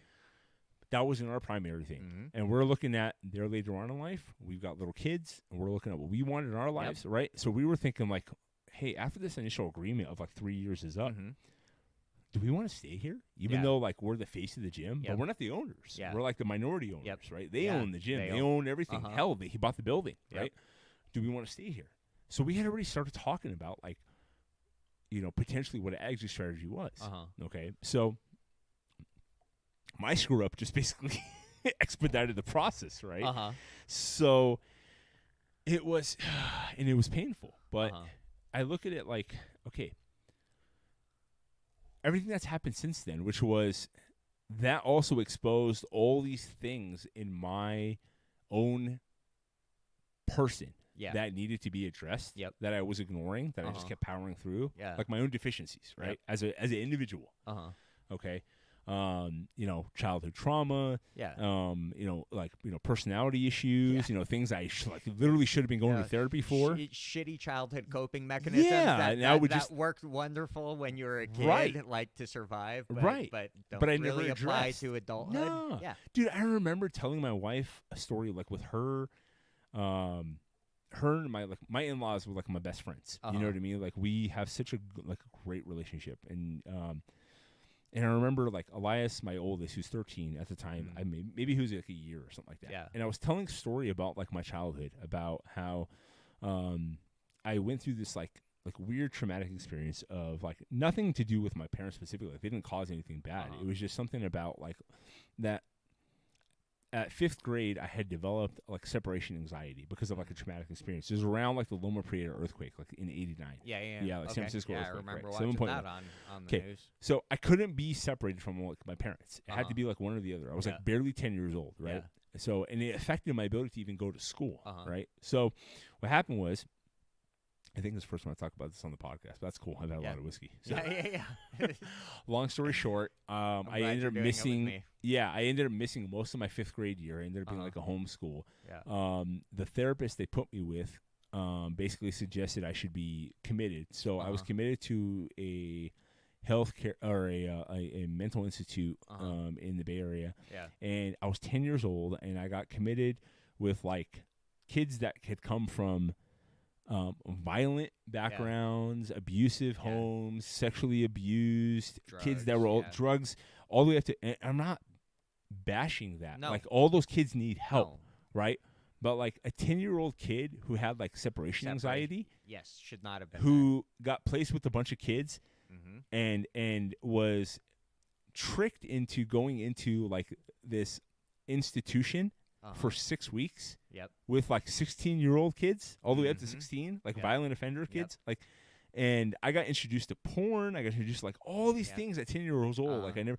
So meanwhile, you think you're going in there to get your head straight, right? At 10 and years then old. no, and well, also I thought I was going for an appointment, and then I was told like, hey, by the way, you're not leaving with your parents, right?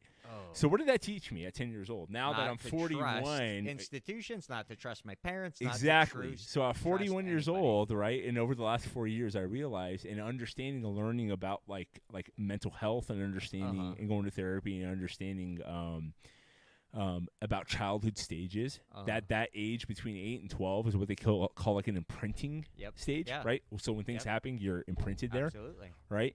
So what that told me was, hey, when you talk about your problems, you're sent away.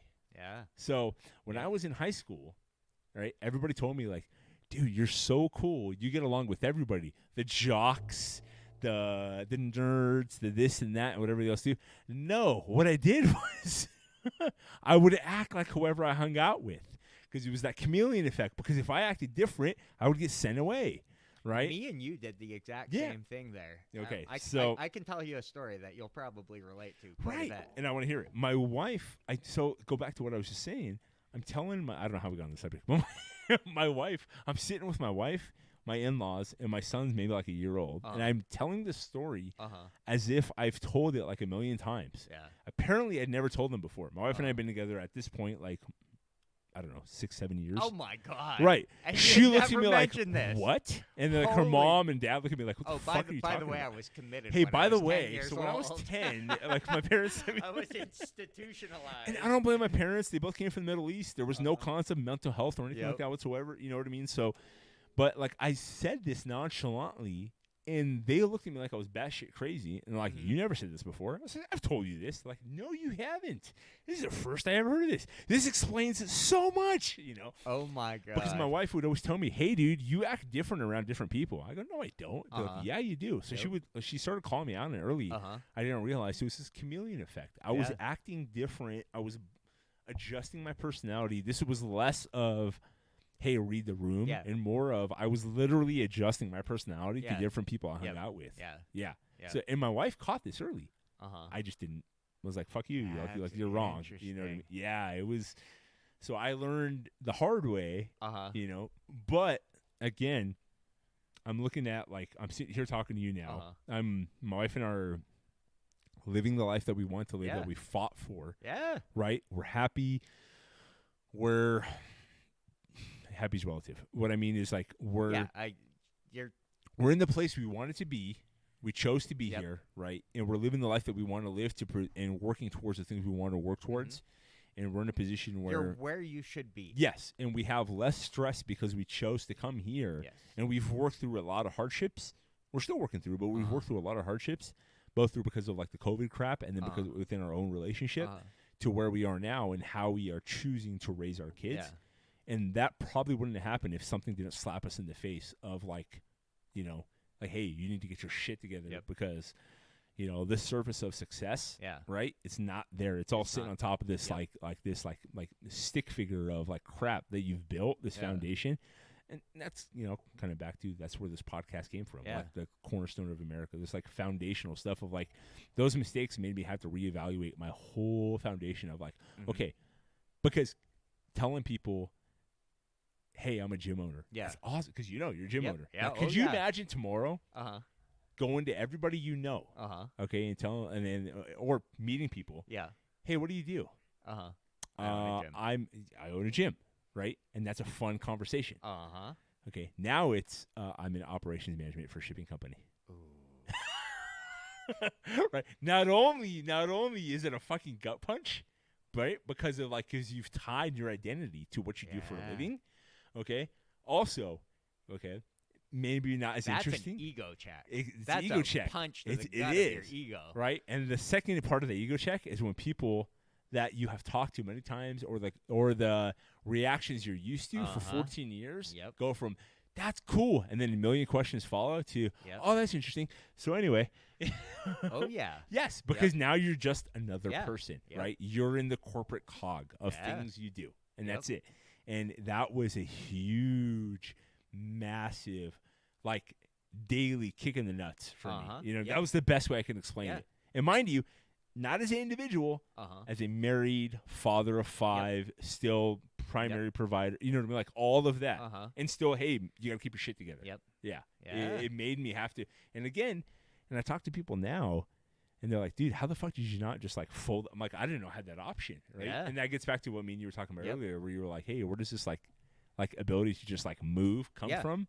I like that's all I know. Like absolutely. So you just push. You just obstacles. Yeah, oh, it's an obstacle. Right. Okay. Yeah. So what do I got to do to overcome I also that? never want to have that feeling again. Not of the feeling of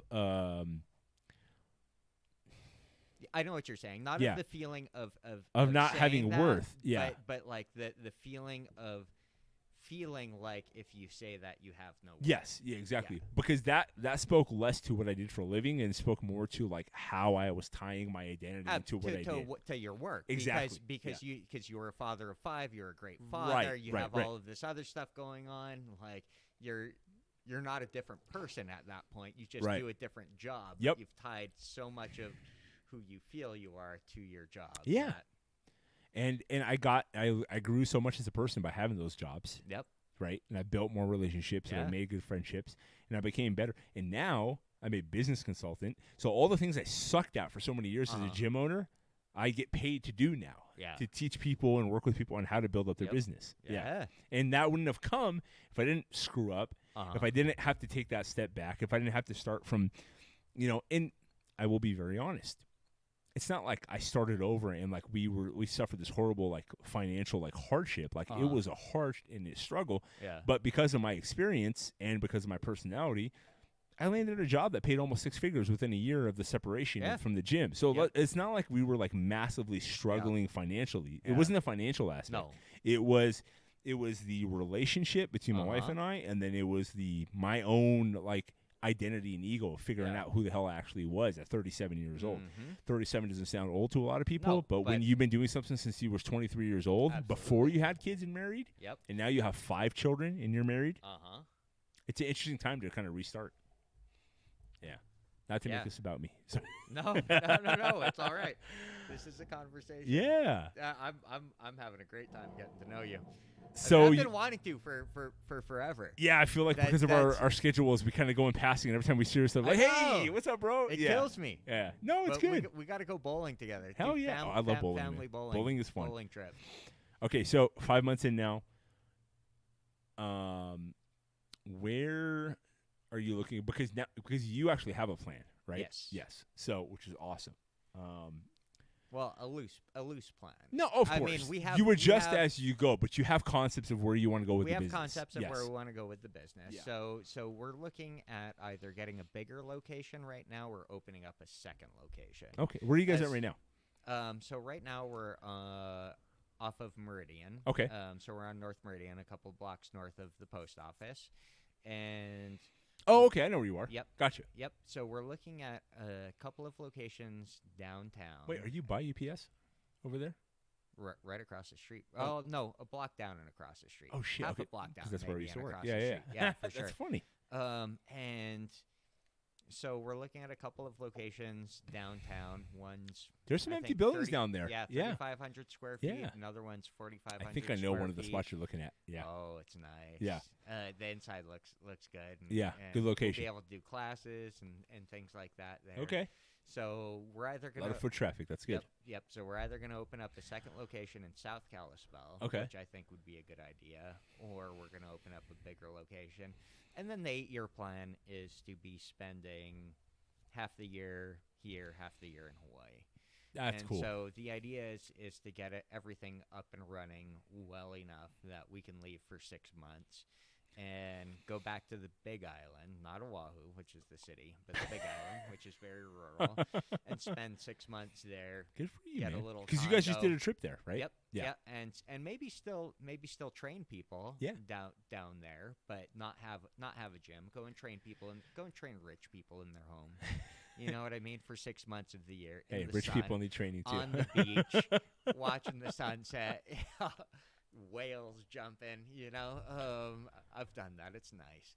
That's good. That's the hard part is where a lot of people don't think about when they first open a business, whether it's a brick and mortar business or a service industry or a combination of both. Is they never think about the long-term game of when to figure out how not to become a full-time employee of your own business. Yes. Yeah. Correct. And I had a hard time with that. I never. I'm gonna have a hard time with that. Yeah. When it really comes down to it, I know that I'm gonna have a hard time with that. It's figuring out once.